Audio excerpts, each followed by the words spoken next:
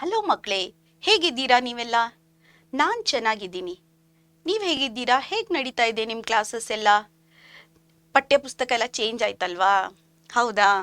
ಹಾಗಿದ್ರೆ ನಮ್ಮ ಮೊದಲನೇ ಪಾಠ ಏನಿದೆ ಅಂತ ನೋಡಿದ್ರಾ? ಎರಡನೇದೇನಿದೆ ಅಂತ ನೋಡಿದ್ರಾ? ಪಠ್ಯಪುಸ್ತಕ ಬಂತಾ ನಿಮ್ಮ ಹತ್ರ?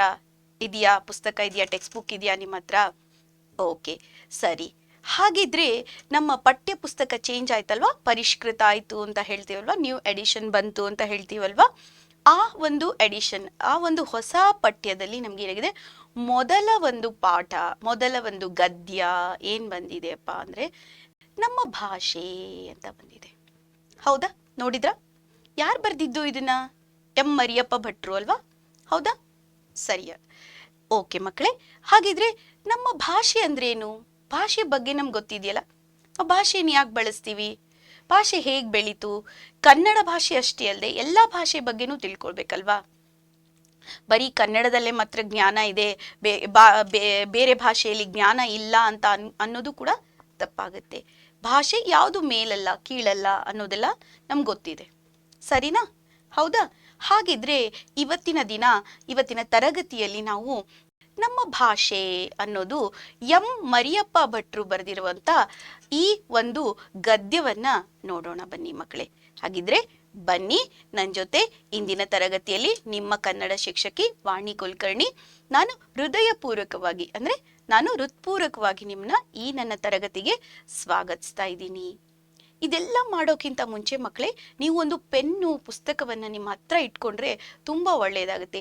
ವಿಡಿಯೋ ನೋಡ್ತಾ ಇರ್ಬೇಕಾದ್ರೆ ನಿಮ್ಗೆ ಏನಾದ್ರೂ ಡೌಟ್ ಬಂದ್ರೆ ನಮ್ಮ ಟೆಲಿಗ್ರಾಮ್ ಮತ್ತೆ ನಮ್ಮ ವಾಟ್ಸಪ್ ಯಾವುದಾದ್ರೂ ಇದರಲ್ಲಿ ಅಥವಾ ಡಿಸ್ಕ್ರಿಪ್ಷನ್ ಬಾಕ್ಸ್ ಅಲ್ಲಿ ಅಥವಾ ನನಗೆ ಕಮೆಂಟ್ ಅಲ್ಲೂ ಕೂಡ ನೀವು ಹಾಕ್ಬೋದು. ಕಮೆಂಟ್ ಅಲ್ಲಿ ಕೂಡ ನಿಮ್ಮ ಏನಾದ್ರೂ ಡೌಟ್ಗಳು ಬಂದ್ರೆ ನೀವು ನನಗೆ ಹಾಕ್ಬೋದು ಮಕ್ಕಳೇ. ನಾನು ನಿಮ್ಗೆ ರೆಸ್ಪಾಂಡ್ ಮಾಡ್ತೀನಿ. ಸರಿನಾ ಮಕ್ಕಳೇ? ಹಾಗಿದ್ರೆ ಬನ್ನಿ, ಈ ವಿಡಿಯೋನ ನೀವು ನಿಮ್ಮ ಫ್ರೆಂಡ್ಸ್ ಜೊತೆ ಕೂಡ ಶೇರ್ ಮಾಡ್ಕೋಬಹುದು. ಇದನ್ನ ನಿಮ್ಮ ಗೆಳೆಯರ ಜೊತೆ ಕೂಡ ಶೇರ್ ಮಾಡ್ಕೊಳ್ಳಿ. ಇಂದಿನ ಕಲಿಕಾಂಶಗಳು ಏನೇನಿದೆಪ್ಪ ಅಂತ ಹೇಳಿ ಮುಂಚೆ ನಮ್ಗೆ ಗೊತ್ತಾಗ್ಬೇಕಲ್ವಾ?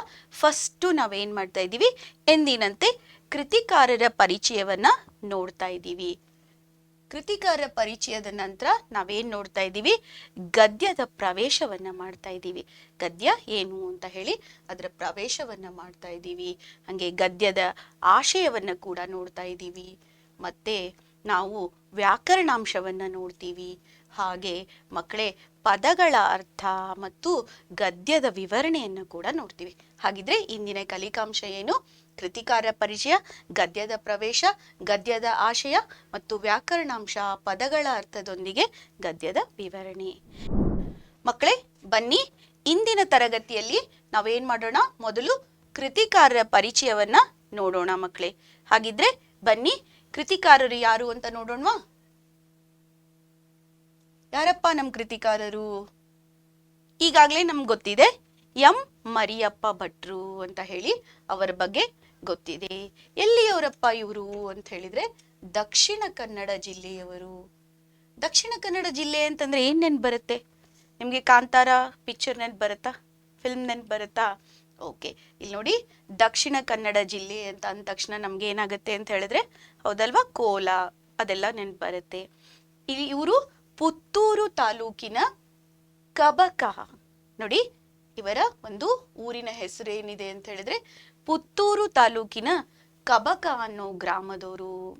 ಇವರ ಹೆಸರೇನು? ಎಂ ಮರಿಯಪ್ಪ ಭಟ್ರು ಅಂತ ಹೇಳಿ. ಇವರು ದಕ್ಷಿಣ ಕನ್ನಡ ಜಿಲ್ಲೆ ಅಂದ್ರೆ ಮಂಗಳೂರು ಅಂತ ಹೇಳ್ತೀವಲ್ವಾ, ದಕ್ಷಿಣ ಕನ್ನಡ ಜಿಲ್ಲೆಯ ಪುತ್ತೂರು ತಾಲೂಕಿನ ಕಬಕದವರು. ಪುತ್ತೂರು ಅಂದ ತಕ್ಷಣ ಏನ್ ನೆನ್ಪು ಬರುತ್ತೆ ಮಕ್ಕಳೇ? ಪುತ್ತೂರಿನ ಕಟ್ಟು ನೆನ್ಪು ಬರುತ್ತಾ? ಕೈಯೆಲ್ಲ ಬ್ರೇಕ್ ಆದ್ರೆ ಅಲ್ಲೆಲ್ಲ ಏನ್ ಮಾಡ್ತಾರೆ, ಆಯುರ್ವೇದದಿಂದ ಒಂದು ಕಟ್ಟನ್ನ ಹಾಕ್ತಾರಲ್ವ, ಪುತ್ತೂರಿನ ಕಟ್ಟು ಅಂತ ಹೇಳ್ತೀವಲ್ವಾ? ಹಾ, ಸರಿಯಾದ ಉತ್ತರ ಮಕ್ಕಳೇ. ಅದನ್ನ ನೆನ್ಪಿಟ್ಕೊಳ್ಳಿ, ಅಂದ್ರೆ ನೆನ್ಪು ಬರುತ್ತೆ. ಯಾವಾಗ ಹುಟ್ಟಿದ್ರು ಅಂತ ಹೇಳಿದಾಗ 1906. ನೋಡಿ, ಸ್ವತಂತ್ರ ಪೂರ್ವದಲ್ಲಿ, ಸ್ವತಂತ್ರ ಸಿಕ್ಕಿರ್ಲಿಲ್ಲ ಅವಾಗಿನ್ನು, ಕರ್ನಾಟಕನೂ ಆಗಿಲ್ಲ, ಸ್ವತಂತ್ರನೂ ಸಿಕ್ಕಿರ್ಲಿಲ್ಲ, ಕರ್ನಾಟಕದ ಏಕೀಕರಣ ಕೂಡ ಆಗಿರ್ಲಿಲ್ಲ. ಇವರು ಏನ್ ಮಾಡ್ತಿದ್ರು ಅಂತ ಹೇಳಿದ್ರೆ ಮದ್ರಾಸ್ ಅಂದ್ರೆ ಈಗಿನ ಚೆನ್ನೈ ಅಂತ ಹೇಳ್ತೀವಲ್ಲ, ಅಲ್ಲಿ ಕೆಲಸವನ್ನ ಮಾಡ್ತಿದ್ರು. ಇವರು ತುಳು ಇಂಗ್ಲಿಷ್ ನಿಘಂಟುವನ್ನ ಮಾಡಿದ್ದಾರೆ. ಮತ್ತೆ ಇವರು ಅಭಿನವ ಮಂಗರಾಜನ ನಿಘಂಟು ಅಂತ ಹೇಳಿ ಒಂದು ಮಾಡಿದ್ದಾರೆ. ಮಕ್ಕಳೇ ಇವರು ಅಭಿನವ ಮಂಗರಾಜನ ನಿಘಂಟು ಅಂತ ಕೂಡ ಮಾಡಿದ್ದಾರೆ. ನೋಡಿ, ಇದನ್ನ ನೆನ್ಪಿಟ್ಕೊಳ್ಳಿ. ಜಾತಕ ತಿಲಕಂ ಅಂತ ಕೂಡ ನೆನ್ಪಿಟ್ಕೊಳ್ಳಿ. ಛಂದಸ್ಸಾರ ಇವರು ಕೃತಿಗಳು.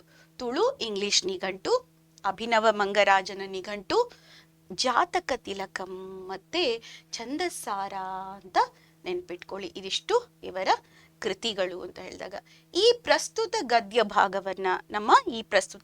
ಭಾಗವನ್ನ ಅವರ ಏನಂತಂದ್ರೆ ಕನ್ನಡ ಸಂಸ್ಕೃತಿ ಅಂತ ಹೇಳಿ, ಕನ್ನಡ ಸಂಸ್ಕೃತಿ ಅನ್ನೋ ಪ್ರಬಂಧದಿಂದ, ಇಲ್ಲಿ ನೋಡಿ, ಕನ್ನಡ ಸಂಸ್ಕೃತಿ ಅನ್ನೋ ಪ್ರಬಂಧದಿಂದ ಇದನ್ನ ಆಯ್ಕೆ ಮಾಡ್ಕೊಂಡಿದೀವಿ, ನನ್ನ ಭಾಷೆ ಅನ್ನೋದನ್ನ. ಇವರಿಗೆ ಯಾವ ಯಾವ ಪ್ರಶಸ್ತಿಗಳು ಬಂದಿದೆ ಅಂದ್ರೆ, ಅವಾಗಿನ್ನೂ ರಾಜ್ಯ ಸಾಹಿತ್ಯ ಎಲ್ಲ ಶುರು ಆಗಿರ್ಲಿಲ್ಲ. ಅವಾಗ ಕರ್ನಾಟಕ ಸರ್ಕಾರದ ಪುರಸ್ಕಾರ ಮತ್ತೆ ಸಾಹಿತ್ಯ ಅಕಾಡೆಮಿ ಪ್ರಶಸ್ತಿ ಲಭಿಸಿದೆ ಅವರಿಗೆ. ಸಾಹಿತ್ಯ ಅಕಾಡೆಮಿ ಪ್ರಶಸ್ತಿ ಲಭಿಸಿದೆ, ಕರ್ನಾಟಕದ ಸರ್ಕಾರದ ಪ್ರಶಸ್ತಿ. ಅವಾಗ ರಾಜ್ಯ ಸಾಹಿತ್ಯ, ಕೇಂದ್ರ ಸಾಹಿತ್ಯ ಅಂತೆಲ್ಲ ಆಗಿರ್ಲಿಲ್ಲ ಇನ್ನು ಅನ್ಕೊಳ್ಳಿ. ಅವಾಗ ಕರ್ನಾಟಕ ಸರ್ಕಾರ ಮತ್ತು ಸಾಹಿತ್ಯ ಅಕಾಡೆಮಿ ಪ್ರಶಸ್ತಿ ದೊರೆತಿದೆ ಅವರಿಗೆ. 2 ಪ್ರಶಸ್ತಿಗಳು ದೊರೆತಿದೆ. ಹಾಗಿದ್ರೆ ಇದು ಕೃತಿಕಾರರ ಒಂದು ಕಿರು ಪರಿಚಯವನ್ನ ನಾವು ಮಾಡ್ಕೊಂಡಿದೀವಿ. ಏನಪ್ಪಾ, ಅವ್ರು ಎಲ್ಲಿ ಜನಿಸಿದ್ರು ಅಂತ ಹೇಳಿದ್ರೆ, ದಕ್ಷಿಣ ಕನ್ನಡ ಜಿಲ್ಲೆಯ ಪುತ್ತೂರು ತಾಲೂಕಿನ ಕಬಕದಲ್ಲಿ ಜನಿಸಿದ್ರು. ಮತ್ತೆ ಅವರು ಯಾವ ಕೃತಿಗಳನ್ನ ಬರೆದ್ರು ಅಂದ್ರೆ, ತುಳು ಇಂಗ್ಲಿಷ್ ನಲ್ಲಿ ಒಂದು ನಿಘಂಟು, ಅಭಿನವ ಮಂಗರಾಜನ ನಿಘಂಟು ಹಾಗೂ ಜಾತಕ ತಿಲಕಂ ಮತ್ತೆ ಛಂದಸ್ಸಾರ ಅಂತ ಹೇಳಿ ಬರೆದ್ರು. ಮತ್ತೆ ಈ ಪ್ರಸ್ತುತ ಗದ್ಯ ಭಾಗವನ್ನ ಅವರ ಕನ್ನಡ ಸಂಸ್ಕೃತಿ ಅನ್ನೋ ಪ್ರಬಂಧದಿಂದ ನಾವು ಆಯ್ದುಕೊಂಡಿದೀವಿ. ಅವರಿಗೆ ಕರ್ನಾಟಕ ಸರ್ಕಾರದ ಪುರಸ್ಕಾರ, ಸಾಹಿತ್ಯ ಅಕಾಡೆಮಿ ಪ್ರಶಸ್ತಿ ಇವು ಅವರಿಗೆ ಲಭಿಸಿದೆ ಅಂತ ಹೇಳ್ಬೋದು. ಸರಿನಾ ಮಕ್ಕಳೇ? ಹಾಗಿದ್ರೆ ಬನ್ನಿ ಮುಂದಿನ ಭಾಗವನ್ನ ನೋಡೋಣ.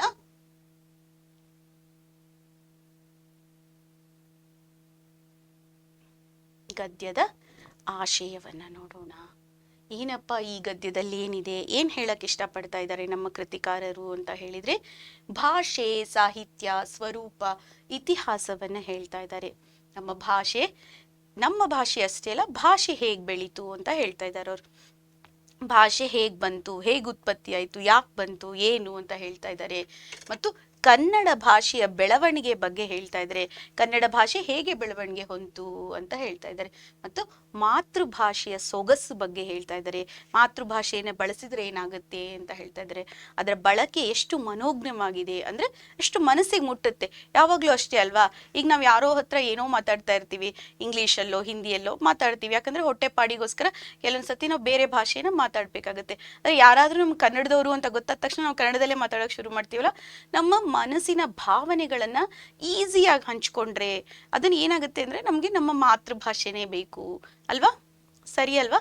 ಮಾತೃಭಾಷೆಯಲ್ಲಿ ಮಾತಾಡಿದ್ರೆ ಮಾತ್ರ ತುಂಬಾ ಮಾತಾಡೋದಕ್ಕೆ ಒಂಥರ, ಮತ್ತೆ ನಮ್ಗೆ ಭಾಷಾ ಬಳಕೆಯಲ್ಲೂ ಅಷ್ಟೇ ಎಷ್ಟೊಂದು ನಮ್ಗೆ ಅರ್ಥಗಳಾಗ್ಲಿ ನುಡಿಗಟ್ಟುಗಳಾಗ್ಲಿ ಎಲ್ಲ ಸಿಗುತ್ತೆ ಅಲ್ವಾ ಭಾಷೆ ಇರೋದ್ರಿಂದ.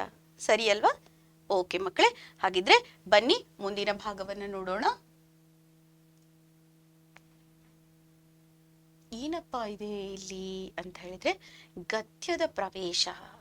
ಗದ್ಯದ ಪ್ರವೇಶ ಮಾಡೋಕ್ಕಿಂತ ಮುಂಚೆ ಭಾಷೆಯ ಉತ್ಪತ್ತಿ ಹೇಗಾಯ್ತು, ಭಾಷೆ ಬಳಕೆ ಹೇಗ್ ಮಾಡ್ಬೇಕು, ಭಾಷೆಗಳ ಪ್ರಪಂಚ ಹೇಗಿದೆ, ನಾವು ವ್ಯವಹಾರಕ್ಕಾಗಿ ಹೇಗ್ ಭಾಷೆಯನ್ನ ಬಳಸ್ಕೋತೀವಿ, ಕನ್ನಡ ಭಾಷೆಯ ಇತಿಹಾಸ ಹೇಗಿದೆ, ಸಾಹಿತ್ಯದ ಇತಿಹಾಸ ಹೇಗ್ ಬಂತು, ಕನ್ನಡಕ್ಕೆ ಪಾರಿಭಾಷಿಕ ಅಂದ್ರೆ ಬೇರೆ ಭಾಷೆಯಿಂದ ಬಂದಂತ ಪದಗಳು ಯಾವ್ದ್ಯಾವ್ದು, ಯಾವಾಗ ಬಂದ್ವು ಅವು, ಮತ್ತೆ ಗಡಿ ವಿಚಾರಗಳು ಬಂದಾಗ ಗಡಿ ಭಾಗದಲ್ಲಿ ಜನರು ಯಾವ ಯಾವ ಭಾಷೆಗಳನ್ನ ಮಾತಾಡ್ತಾರೆ, ಯಾವ ಭಾಷೆಗಳ ಪಾಂಡಿತ್ಯವನ್ನ ಹೊಂದಿರ್ತಾರೆ, ಮತ್ತೆ ನುಡಿಗಟ್ಟುಗಳು ಹೇಗ್ ಬಂದ್ವು ಕನ್ನಡದಲ್ಲಿ, ಮತ್ತೆ ಭಾಷಾ ಪ್ರೇಮವನ್ನ ಯಾಕೆ ಬೆಳೆಸ್ಕೋಬೇಕು ಅನ್ನೋದು ಈ ಒಂದು ಗದ್ಯಾಂಶದಲ್ಲಿ ನಮ್ಮ ಕೃತಿಕಾರರು ಹೇಳ ಹೊರಟಿದ್ದಾರೆ.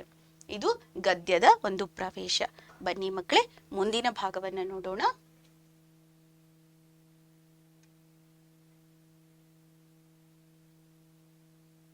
ಇಲ್ಲಿ ನಮ್ಗೆ ಭಾಷೆಯ ವಿಶಿಷ್ಟತೆ. ಭಾಷೆ ಯಾಕೆ ಬೇಕು, ಭಾಷೆ ಯಾಕೆ ಬೇಕು ಮಕ್ಕಳೇ? ಈಗ ನಾನು ಏನೋ ಕಮ್ಯುನಿಕೇಟ್ ಮಾಡಬೇಕಾಗಿದೆ, ಏನನ್ನೋ ಹೇಳಬೇಕಾಗಿದೆ, ನಾನು ಸಂವಹನೆ ಮಾಡಬೇಕಾಗಿದೆ, ಅವಾಗ ನನಗೆ ಭಾಷೆ ಬೇಕಲ್ವಾ? ನಾನು ಕೆಲವೊಂದನ್ನ ಬಾ ಅಂತ ಹೇಳ್ಬೋದು, ಹೋಗು, ಈ ತರ ಸಂಜ್ಞೆಗಳಿಂದ ಕೂಡ ಹೇಳ್ಬೋದು. ಆದ್ರೆ ನಾವು ಭಾಷೆಯನ್ನ ಬಳಕೆ ಮಾಡೋದ್ರಿಂದ ನಾವು ಇಫೆಕ್ಟಿವ್ ಕಮ್ಯುನಿಕೇಶನ್ ಮಾಡ್ಬೋದು. ಅಂದ್ರೆ ಹೇಳೋವಂಥದ್ದು, ನೀನೇ ಬಾ ಅಂತ ಹೇಳೋದಕ್ಕೆ ಅವರೊಬ್ಬರನ್ನೇ ಕರಿಬೋದು. ಆ ಥರ ಭಾಷೆ ಬೇಕಾಗುತ್ತೆ. ಭಾಷೆಯ ವಿಶಿಷ್ಟತೆ ಇದೆ ಇಲ್ಲಿ, ಭಾಷೆ ಬೇಕೇ ಬೇಕು ಅಂತ ಹೇಳ್ತಾರೆ. ಭಾಷೆಯನ್ನ ಯಾಕೆ ಬಳಸ್ತೀವಿ ಅಂತ ಹೇಳಿದ್ರೆ ಸಂಪರ್ಕ ಮಾಡೋದಕ್ಕೆ, ನಮ್ಮ ಭಾವನೆಗಳನ್ನ ಹಂಚ್ಕೊಳ್ಳೋದಕ್ಕೆ ನಮ್ಗೆ ಭಾಷೆ ಬೇಕು. ಹಾಗಿದ್ರೆ ಈ ಭಾಷೆ ಹೇಗೆ ಬೆಳವಣಿಗೆ ಆಯ್ತು? ಭಾಷೆ ಹೇಗೆ ಬೆಳವಣಿಗೆ ಆಗುತ್ತೆ? ಅದು ಹಂತ ಹಂತವಾಗಿ ಬೆಳೆಯುತ್ತೆ ಅಲ್ವಾ? ಹಂತ ಹಂತವಾಗಿ ಬೆಳೆಯುತ್ತೆ ಅಂತ ಹೇಳ್ತಾರೆ. ಹಂತ ಹಂತವಾಗಿ ಹೇಗೆ ಬೆಳೀತು ಅಂತ ಹೇಳಿದ್ರೆ, ನೀವು ನೋಡಿ, ಮುಂಚೆ ಎಲ್ಲ ಏನಾಗಿತ್ತು, ಆ ಮನುಷ್ಯರು ಏನ್ ಮಾಡಿದ್ರು, ಎಲ್ಲ ಜೀವಿಗಳಿಂದ ಮನುಷ್ಯ ಯಾಕೆ ಡಿಫ್ರೆಂಟ್ ಹೇಳಿ? ಯಾಕಂದ್ರೆ ಮನುಷ್ಯನಿಗೆ ಭಾಷೆ ಬರುತ್ತೆ, ಓದಕ್ ಬರುತ್ತೆ, ಬರೆಯಕ್ ಬರುತ್ತೆ. ಬೇರೆ ಇವಕ್ಕೆಲ್ಲ ಬದಿಯಕ್ಕೆ ಓದಕ್ಕೆ ಬರಲ್ಲ ಅಂತ ಅನ್ಕೊಂಡಿದೀವಿ ನಾವು. ಅವರ ಒಂದು ಸಂಜ್ಞೆ, ಅವರ ಒಂದು ಭಾಷೆ ಏನಿದೆ ಅಂತ ನಮ್ಗೆ ಗೊತ್ತಿಲ್ಲ, ಆಕ್ಚುಲಿ ಗೊತ್ತಿಲ್ವಲ್ಲ. ಆದ್ರೆ ನಾವೇನ್ ಅನ್ಕೊಂಡಿದ್ವಿ, ಎಲ್ಲಾ ಜೀವ ಜಂತುಗಳಿಗಿಂತ ಮನುಷ್ಯ ಸುಪೀರಿಯರ್, ಅವನು ಶ್ರೇಷ್ಠ ಅನ್ಕೊಂಡಿದ್ವಿ. ಯಾಕಂದ್ರೆ ಅವ್ನಿಗೆ ಭಾಷೆ ಬರುತ್ತೆ, ಅವನಿಗೆ ಎಲ್ಲ ಓದಕ್ ಬರುತ್ತೆ, ಬರೆಯಕ್ ಬರುತ್ತೆ ಅಂತ ಹೇಳ್ಕೊಂಡಿದೀವಲ್ವಾ? ಹೌದಲ್ವಾ? ಓಕೆ. ನಮ್ಗೆ ಭಾಷೆ ಹೇಗ್ ಬೆಳವಣಿಗೆ ಆಗುತ್ತೆ? ಒಂದೇ ದಿವಸ ಇಷ್ಟೆಲ್ಲ ಆಗ್ಬಿಡ್ತಾ? ಇಲ್ಲ. ಭಾಷೆ ಏನಾಯ್ತು, ಮೊದಲು ಏನ್ ಮಾಡಿದ್ರು, ಫಸ್ಟ್ ಪದಗಳ ಬಂತು, ಪದಗಳ ಸಮೂಹ ಬಂತು. ಆಮೇಲೆ ಏನಾಯ್ತು, ಫಸ್ಟ್ ಮಾತಾಡಕ್ ಕಲ್ತ್ರು ಅಲ್ವಾ? ಮಾತಾಡಕ್ ಕಲ್ತ್ರಲ್ವಾ? ಫಸ್ಟ್ ಏನ್ ಮಾಡಿದ್ರು, ಕಮ್ಯುನಿಕೇಶನ್ ಆಯ್ತು. ಕಮ್ಯುನಿಕೇಶನ್ ಅಂತಂದ್ರೆ ಮಾತಾಡೋದಕ್ಕೆ, ವ್ಯವಹಾರಕ್ಕೆ ಎಲ್ಲ ಬಳಸ್ಕೊಂಡ್ರು. ಆಮೇಲೆ ಏನ್ ಬಂತು, ಲಿಪಿ ಬಂತು. ಲಿಪಿ ಆದ್ಮೇಲೆ ಏನಾಯ್ತು ಅಂತ ಹೇಳಿದ್ರೆ, ಲಿಪಿಯನ್ನ ಬರೆದ್ವಿ ನಾವು, ಅದನ್ನ ಬರೆದಿಡಕ್ ಶುರು ಮಾಡಿದ್ವಿ. ಅವಾಗ ಏನಾಯ್ತು ಅಂತ ಹೇಳಿದ್ರೆ, ಬರೀತಾ ಬರೀತಾ ಅದು ಫಸ್ಟ್ ಲೆಕ್ಕಕ್ಕಾಗಿ ಬರೆದ್ವಿ, ಆಮೇಲೆ ಸಾಹಿತ್ಯಕ್ಕಾಗಿ ಬರೆದ್ವಿ, ಆಮೇಲೆ ಮನರಂಜನೆಗಾಗಿ ಬರೆದ್ವಿ. ಸಾಹಿತ್ಯ ಮಕ್ಕಳೇ, ಸಾಹಿತ್ಯ, ವೈಜ್ಞಾನಿಕವಾಗಿ ಎಲ್ಲದಕ್ಕೂ ಭಾಷೆಯನ್ನ ಬಳಸ್ಕೊಂಡ್ವಿ. ಲಿಪಿಯ ಉಗಮ ಹೇಗಾಯ್ತು ಅನ್ನೋದು ಹೀಗ್ ಬರುತ್ತೆ. ಲಿಪಿ ಯಾಕೆ ಬಂತು ಅನ್ನೋದನ್ನ ಬನ್ನಿ ಮುಂದಿನ ಭಾಗದಲ್ಲಿ ನೋಡೋಣ ಮಕ್ಕಳೇ. ಇಲ್ಲಿ ನಮ್ಮ ಭಾಷೆ ಹೇಗೆ ಸಂವಹನೆ ಮಾಡ್ತೀವಿ ಅಂತ ಹೇಳೋದಕ್ಕೆ, ಭಾಷೆ ಸಂವಹನೆ ಮಾಡೋದಕ್ಕೇನು, ಫಸ್ಟ್ ಎಲ್ಲಿ ಉತ್ಪತ್ತಿ ಆಗುತ್ತೆ ಭಾಷೆ? ಎಲ್ಲಿ ಎಲ್ಲಿ ಎಲ್ಲಿ ಬರುತ್ತೆ? ನಮ್ ಗಂಟ್ಲಲ್ಲಿ ಬರುತ್ತಲ್ವಾ, ವರ್ಡ್ಸ್ ಬರ್ಬೇಕಲ್ವಾ, ಅಕ್ಷರ ಬರ್ಬೇಕಲ್ವಾ, ಅಕ್ಷರ ಬಂದ್ಮೇಲೆ ಅಕ್ಷರ ಕೂಡ್ಕೊಂಡು ಪದ ಆಗ್ಬೇಕು, ಪದಗಳ ಸಮೂಹ ವಾಕ್ಯ ಆಗ್ಬೇಕು ಅಂತ ಹೇಳೋದಕ್ಕೆ. ಮತ್ತೆ ಭಾಷೆ ಮೂಲ ಏನು ಅಂದ್ರೆ, ಮನುಷ್ಯ ತನ್ನ ವಿಚಾರಗಳನ್ನ ಹಂಚ್ಕೊಳ್ಳೋದಕ್ಕೆ, ತನ್ನ ಭಾವನೆಗಳನ್ನ ಹಂಚ್ಕೊಳ್ಳೋದಕ್ಕೆ ಭಾಷೆಯನ್ನ ಕಂಡು ಹಿಡ್ದ ಅಂತ ಹೇಳ್ಬೋದು. ಅನೇಕ ಭಾಷೆಗಳಿದೆ ಅಲ್ವಾ? 40,000ಕ್ಕಿಂತ ಹೆಚ್ಚು ಭಾಷೆ ಇದೆ, 4 ಲಕ್ಷಕ್ಕಿಂತ ಹೆಚ್ಚು ಭಾಷೆ ಇದೆ ಅಂತ ಕೂಡ ಹೇಳ್ತೀವಿ ನಾವು ಅಲ್ವಾ? 4 ಜನ ಮಾತಾಡೋ ಭಾಷೆನೂ ಹೌದು, 4 ಲಕ್ಷ ಅಲ್ವಾ? ಹೀಗೆ ನಮ್ಗೆ ಅನೇಕ ಭಾಷೆಗಳಿದೆ, ಹೌದಾ? ಭಾಷೆಗಳು, ವಿಚಾರಗಳನ್ನ ವಿನಿಮಯ ಮಾಡೋದಕ್ಕೆ ನಾವೇನ್ ಮಾಡ್ತೀವಿ, ಭಾಷೆಯನ್ನ ಬಳಸ್ತೀವಿ ಅಂತ ಹೇಳ್ಬೋದು. ಹಾಗಿದ್ರೆ ಮಕ್ಕಳೇ, ಇಲ್ಲಿ ಭಾಷೆಯ ಸಂವಹನೆ ಅಂತ ಹೇಳಿದ್ರೆ ಏನು ಅಂತ ಹೇಳಿದ್ರೆ, ನಾವು ಭಾಷೆಯನ್ನ ಯಾವ್ದ್ಯಾವ್ದಕ್ ಬಳಸ್ತೀವಿ ಅಂತ ಹೇಳಿದ್ರೆ, ಭಾಷೆನ ನಾವು ನಿಖರತೆಗೆ ಅಂದ್ರೆ ಎಕ್ಯುರೇಟ್ ಆಗಿ ಮಾಡೋದಕ್ಕೆ, ಭಾಷೆಯ ಮೂಲವನ್ನ ತಿಳ್ಕೊಳ್ಳೋದಕ್ಕೆ. ಆಮೇಲೆ ವಿಭಿನ್ನ ಭಾಷೆಗಳಿದೆ, ಯಾವ್ಯಾವ ಭಾಷೆಗಳಿದೆ ಅಂತ ನೋಡೋಣ, ಎಷ್ಟು ಭಾಷೆಗಳಿದೆ ಅಂತ ನೋಡೋಣ ಮುಂದಿನ ಭಾಗದಲ್ಲಿ. ಹಾಗಿದ್ರೆ ವಿಚಾರ ವಿನಿಮಯವನ್ನ ಮಾಡಿಕೊಳ್ಳೋಕೆ ನಮ್ಗೆ ಭಾಷೆ ಬೇಕು ಅಂತ ಹೇಳ್ತೀವಿ. ಏನ್ ಮ್ಯಾಮ್ ಎಷ್ಟು ಕನ್ಫ್ಯೂಷನ್ ಇದೆ, ಭಾಷೆ ಫಸ್ಟ್ ಹಿಂಗ್ ತಿಳ್ಕೊಳ್ಳಿ ಮಕ್ಕಳೇ, ಕನ್ಫ್ಯೂಷನ್ ಮಾಡ್ಕೋಬೇಡಿ. ಏನಂತ ತಿಳ್ಕೊಳ್ಳಿ, ಭಾಷೆ ಅಂದ್ರೆ ಏನು ಅಂತ ಹೇಳಿದ್ರೆ, ನಾವು ಸಂವಹನೆ ಅಂದ್ರೆ ನಮ್ಮ ವಿಚಾರ ವಿನಿಮಯವನ್ನ ಮಾಡೋದಕ್ಕೆ, ಮಾತಾಡೋದಕ್ಕೆ ಬಳಸ್ತೀವಿ ಅಂತ ಹಿಂಗ ಅನ್ಕೊಳ್ಳಿ. ಹಾಗಿದ್ರೆ ಆ ಭಾಷೆ ಎಲ್ಲಿ ಹುಟ್ಟಿತು, ಎಲ್ಲಿ ಉತ್ಪತ್ತಿ ಆಯ್ತು ಅಂತ ತಿಳ್ಕೊಳ್ಳಿ. ಓಕೆ, ನೆಕ್ಸ್ಟ್ ಭಾಷೆಯ ಮೂಲ ಏನು, ವಿಭಿನ್ನ ಭಾಷೆಗಳು ಯಾವ್ದ್ಯಾವ್ದಿದೆ, ಸರಿನಾ? ಈಗ ಅರ್ಥ ಆಯ್ತಾ ಮಕ್ಕಳೇ? ಬನ್ನಿ ಮುಂದಿನ ಭಾಗವನ್ನ ನೋಡೋಣ.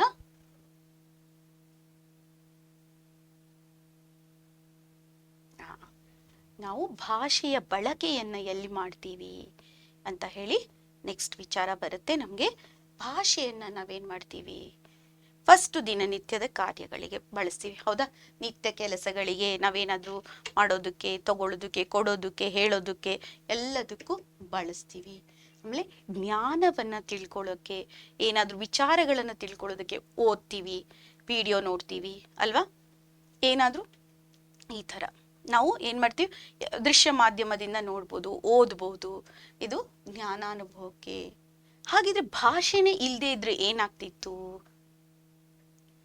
ಇಮ್ಯಾಜಿನ್ ಮಾಡ್ಕೊಳ್ಳಿ ಮಕ್ಕಳೇ, ಭಾಷೆನೇ ಇಲ್ಲದೆ ಇದ್ರೆ, ಎಲ್ಲ ಕಡೆ ಸೈಲೆನ್ಸ್ ಇದ್ರೆ, ಎಲ್ಲ ಕಡೆ ನಿಶ್ಶಬ್ದವಾಗಿದ್ರೆ ಹೆಂಗಿರ್ತಿತ್ತು? ಊಹಿಸ್ಕೊಳ್ಳೋಕ್ಕೂ ಆಗ್ತಾ ಇಲ್ವಲ್ಲ? ಹೌದು, ಭಾಷೆ ಬೇಕೇ ಬೇಕು ಮನುಷ್ಯನಿಗೆ ಅಂತ ಹೇಳಿ ಬಯಸ್ತೀನಿ ಇಲ್ಲಿ. ಹಾಗಿದ್ರೆ ಭಾಷೆಯ ಬಳಕೆ ಏನ್ ಮಾಡ್ತೀವಿ? ನಿತ್ಯ ಕೆಲಸಗಳಿಗೆ, ಜ್ಞಾನಾನುಭವಕ್ಕೆ ಬಳಸ್ಕೋತೀವಿ. ಭಾಷೆ ಇಲ್ಲದೆ ಇದ್ರೆ ಮಾನವನ ಜೀವನ ತುಂಬಾ ಕಷ್ಟ ಆಗ್ತಿತ್ತು ಅಂತ ಹೇಳಕ್ ಕೂಡ ಬಯಸ್ತೀನಿ ಮಕ್ಕಳೇ. ಬನ್ನಿ ಮುಂದಿನ ಭಾಗದಲ್ಲಿ ನೋಡೋಣ.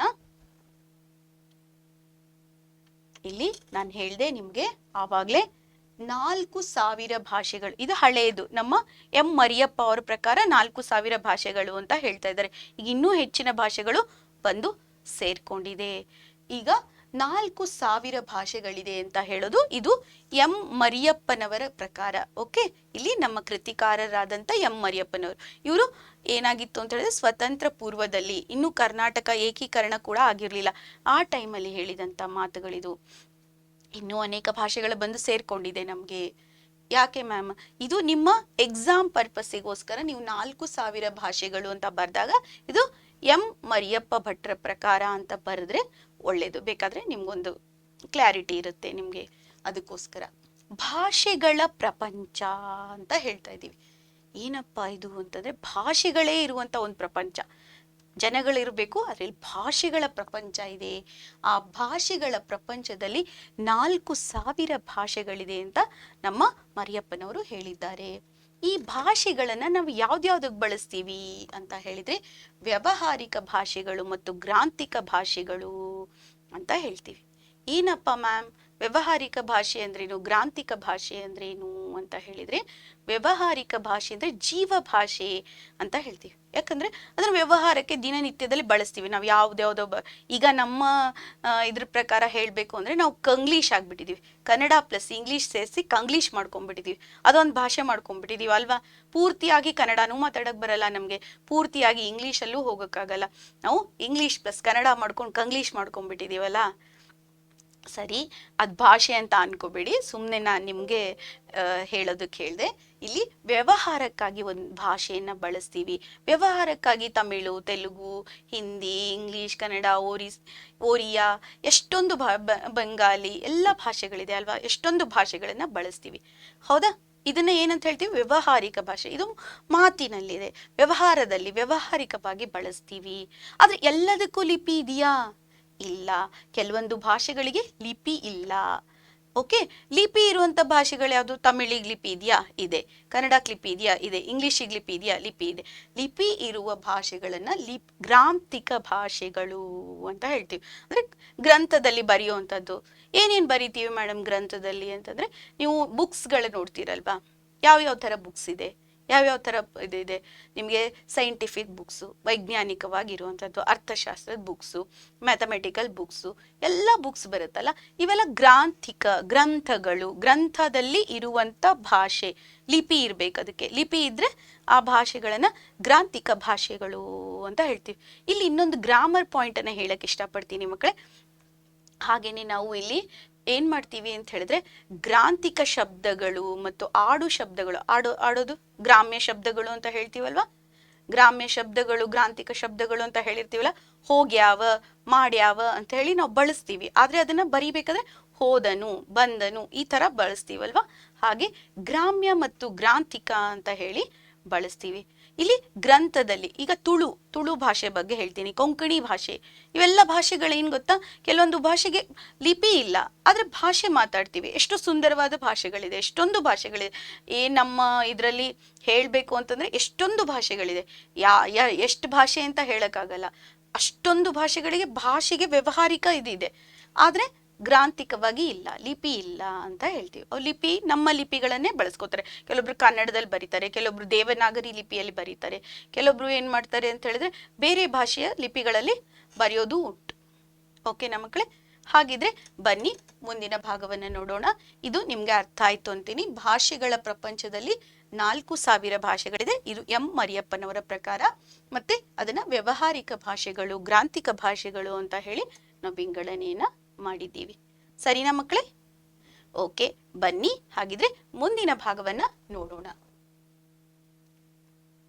ಓಕೆ, ಇಲ್ಲಿ ನೋಡಿ, ವ್ಯವಹಾರಕ್ಕಾಗಿ ಭಾಷೆಯನ್ನ ಹೇಗ್ ಕಲ್ತ ಮನುಷ್ಯ ಅಂತ ಹೇಳಿ ನಿಮ್ಗೆ ಗೊತ್ತು. ಏನಪ್ಪಾ ಅಂತ ಹೇಳಿದ್ರೆ ಫಸ್ಟ್ ಏನ್ ಮಾಡ್ದ ಮನುಷ್ಯ, ಮಾತಾಡಕ್ ಭಾಷೆನ ಕಲ್ತ, ಹೌದಾ?